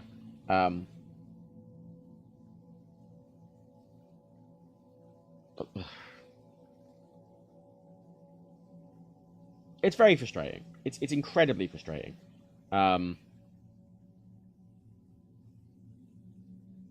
trying to talk about politics. Oh, you know what's really nice about that, right? So, there's this little tip. Actually, it's really good. If you hit Alt F4 on your computer, it actually stops whatever you're doing. That wasn't as funny a joke as this. That's fine, whatever.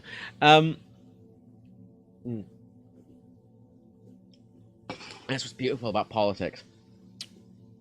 It doesn't even. Yeah, there's this argument about. Because that happens all the time, right? Americans turn up and they're like, well, it's our country, and there they always go on about it. They've been on it for fucking decades. And it's very American exceptionalism. But it's funny because there's that, the common thing is obviously everything America does affects everyone else, so it's relevant to everyone, right? I mean, reporting on American politics is just as loud as reporting on British politics is here, right? And it's often just as relevant. What America does impacts the rest of the world, but it kind of doesn't matter. Even if it didn't affect at all, that's irrelevant because at the end of the day, I kind of want everyone to have a nice time. And America is obviously quite an easy country to analyze.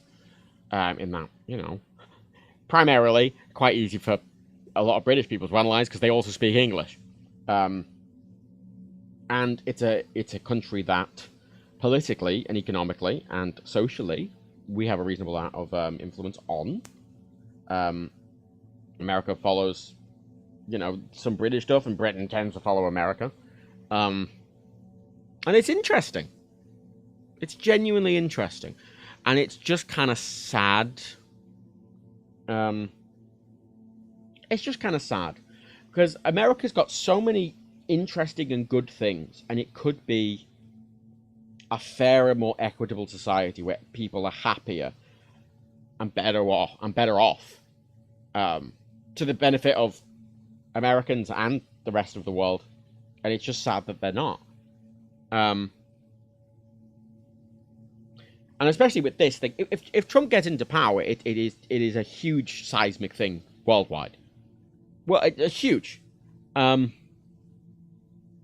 absolutely huge, because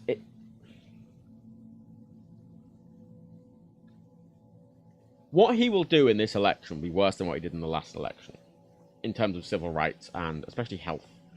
And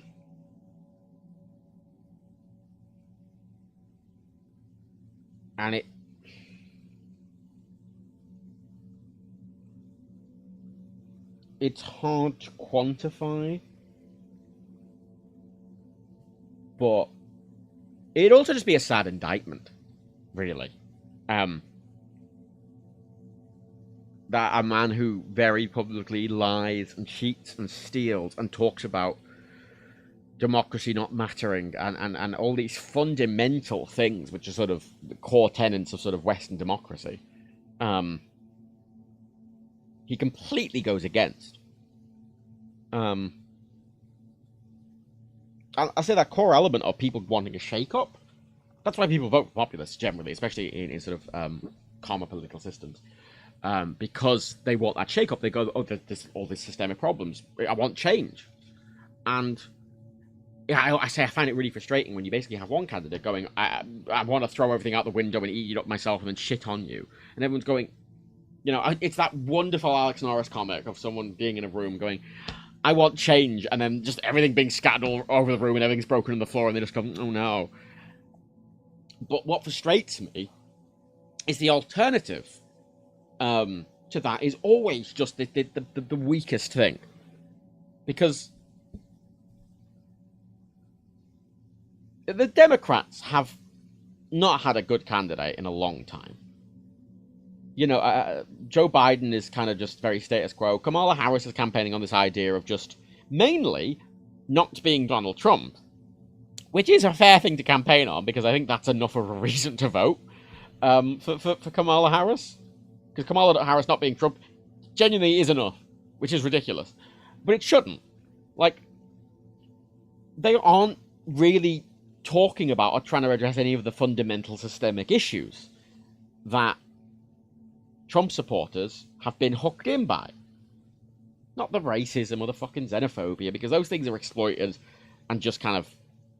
it's classic populism of getting people to do that. But those core fundamental issues of inequality and lack of economic opportunity and these sort of forgotten towns and forgotten people and, people who aren't being supported in any way, they're not trying to get to them. They just keep talking about, we're supporting the middle class, which is such a meaningless fucking sentence. They're not talking to, one of the fundamental core issues, the United States being built in the way it is, in this suburban, very disconnected, very car-centric thing, is such a huge problem. Because it isolates people. It isolates people completely. And you're relying on incredibly poor infrastructure, with incredibly poor regulation,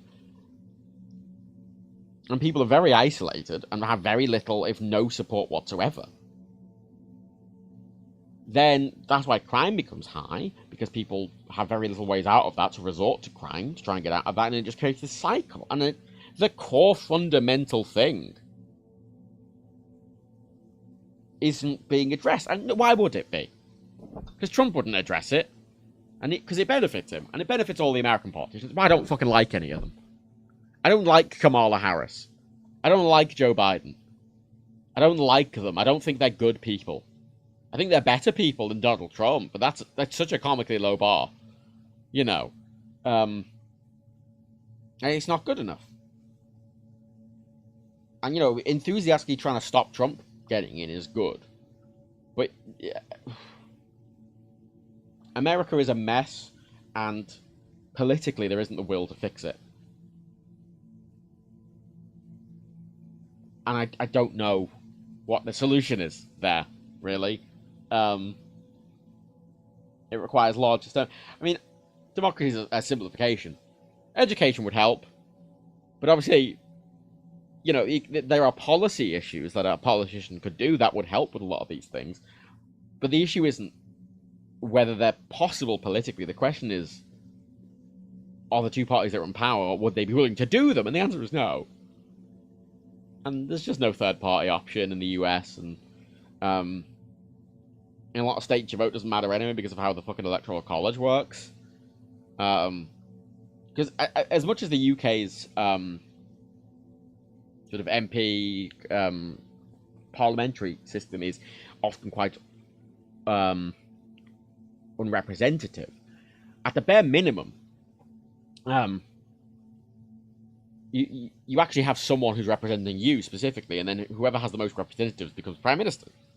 Whereas in the US, it's just sort of, if your state votes red, and you vote red, but the president's blue, it doesn't, your vote is literally meaningless, completely. And especially with the electoral college system, whereby a lot of states, there's only a few states that are close, and it kind of just comes down to them, and populations, votes aren't weighted equally. Some people's votes are worth a lot more than others in certain states and places. Because some states might have one... I need to get the exact... Right.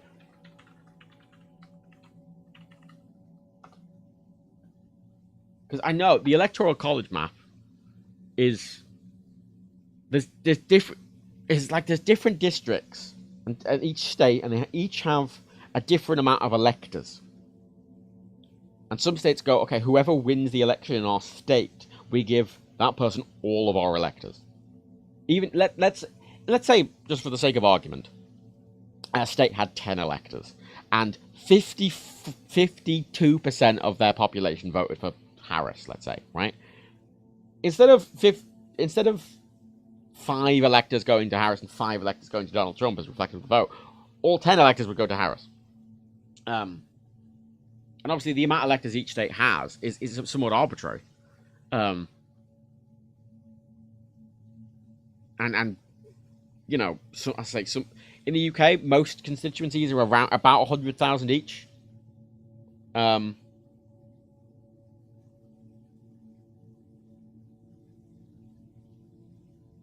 Whereas the US, it's a bit more vague, so it means that some votes are worth significantly more than others. It's a mess of a system. It's I understand the inherent point of it initially, but much like a lot of things in the US, a lot of things that were put in systemically early on kind of make less and less sense the longer things go. It's a mess, and it's unfair, and it's undemocratic, and it's unrepresentative, and it's not solving the core systemic issues that people in America are facing, because everyone faces the same issues. It's the same everywhere, right? Every problem inherently that people have is the same everywhere, and it's the same thing populists latch onto. People need to eat. People need a roof over their head. They need to be warm. They need to be safe from the elements. They need to drink.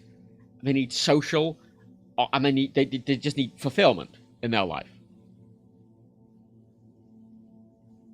And America just is not helping with any of them. The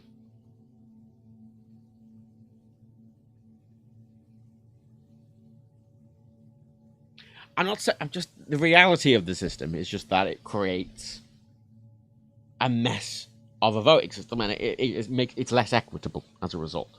There's positives and negatives to the electoral system that America have, to be clear. It's just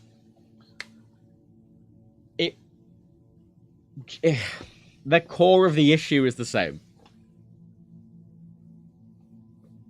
And, I mean, not to mention America's fucking gerrymandering in smaller elections and House elections and Senate elections.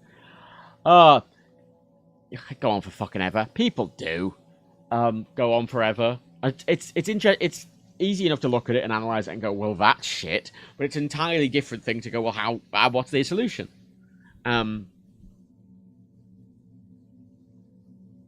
the solution's one of large-scale public action. That isn't necessarily party-based. That's just such a hurdle in the US. You know, a lot of these problems have been going on for a long time. A long time.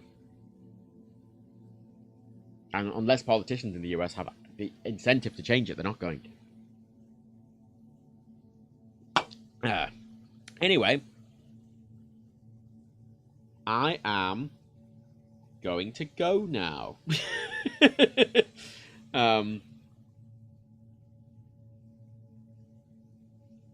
I am tired. Also, politics I'm very interested in, obviously, and I like talking about it. However, it is tiring.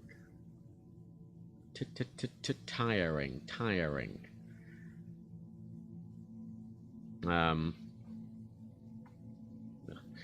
Anyway, wait. Oh, charisma's never the. I mean, charisma's important, but it doesn't hit the core issue. Is there anyone streaming? Why does Twitch sign me out so aggressively? It's the only. Twitch is like, no, we must sign you out. Fuck off. Here's hoping to the best outcome the US can reasonably have. Yeah. Either the outcome's really bad or just not very good. It's such a fucking shitty decision. Which admittedly was kind of what the UK was doing last time as well. Because the options being Rishi Sunak or Keir Starmer, it's like, well, it's bad or it's not quite as bad, but still bad, which is what Starmer is, obviously. Starmer's not very good. Who would have thought it?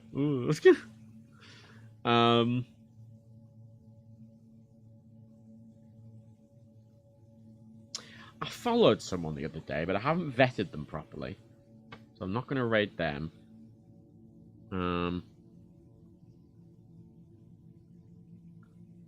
Ooh, Hannah's playing.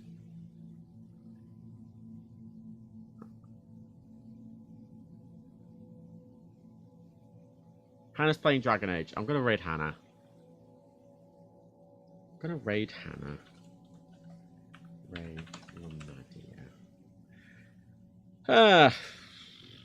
Streamer. Ooh, I've got a proper HOTAS now.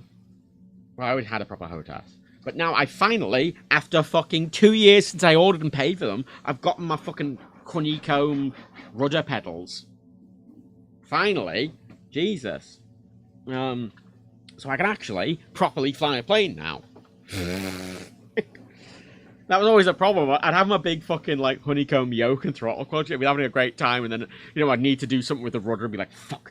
And it's all set up for Flight Simulator 2024 launches in, I want to say, like 2 weeks, which I'm really excited for. One of the big things they're saying is it'll look better and it'll run better than the current one. I pre-ordered it. I got it on, they had a bunch of versions. Like, there's one called, like, the, hang on, what was it called? Because there's, like, there's the Deluxe Edition, the Premium Deluxe Edition, and then the Aviator Edition. And the Aviator Edition is, like, a comical amount more expensive than even the Premium Deluxe Edition, which is always also very expensive. But it turns out the Aviator, Premium Deluxe comes with a ton of fucking planes as well. But the Aviator Edition, it comes with all the planes Microsoft themselves were selling on the current flight simulators, like store all of them, which is a ton.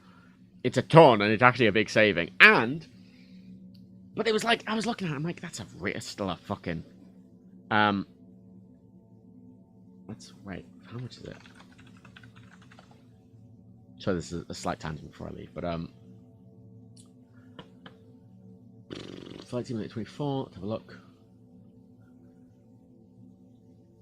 Yeah, the normal edition is £70. I mean, it's on Game Pass, so you're not really buying it anyway. But £70. Then you've got the deluxe edition, which is £100. The premium deluxe edition, which is £130, and then the Aviator edition, which is £200. And I'm like, what the fuck? And I looked into it, and I'm like, oh, actually, admittedly, considering how much planes cost in flight simulators and stuff like that to add new ones, you actually are getting a lot for that. However, also, I found it on CD keys. They had the Aviator edition on CD keys for $120 instead of $200, which is obviously fucking huge. So I pre-ordered that. That's my... I pre-ordered it because I like my flying games. So I'll have a lot to fly, a lot to do, and I'm really excited, but I want to fly it around a bit more. I want to try a bunch of the landing challenges and stuff with my current setup. Do you like combat flying games? Not at all. I don't like combat games. I hate them. I don't like the murder bit, really.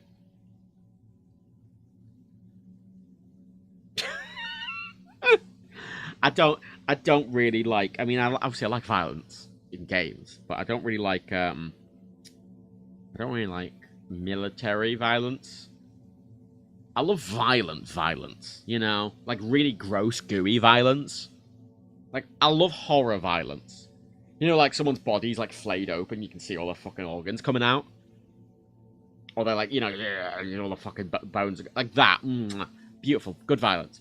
Military violence, bang bang, and part of the American military. Pew pew, oh, I've got a fighter jet, I'm shooting down another fighter jet. I hate, because I absolutely hate militaries with every fiber of my very being.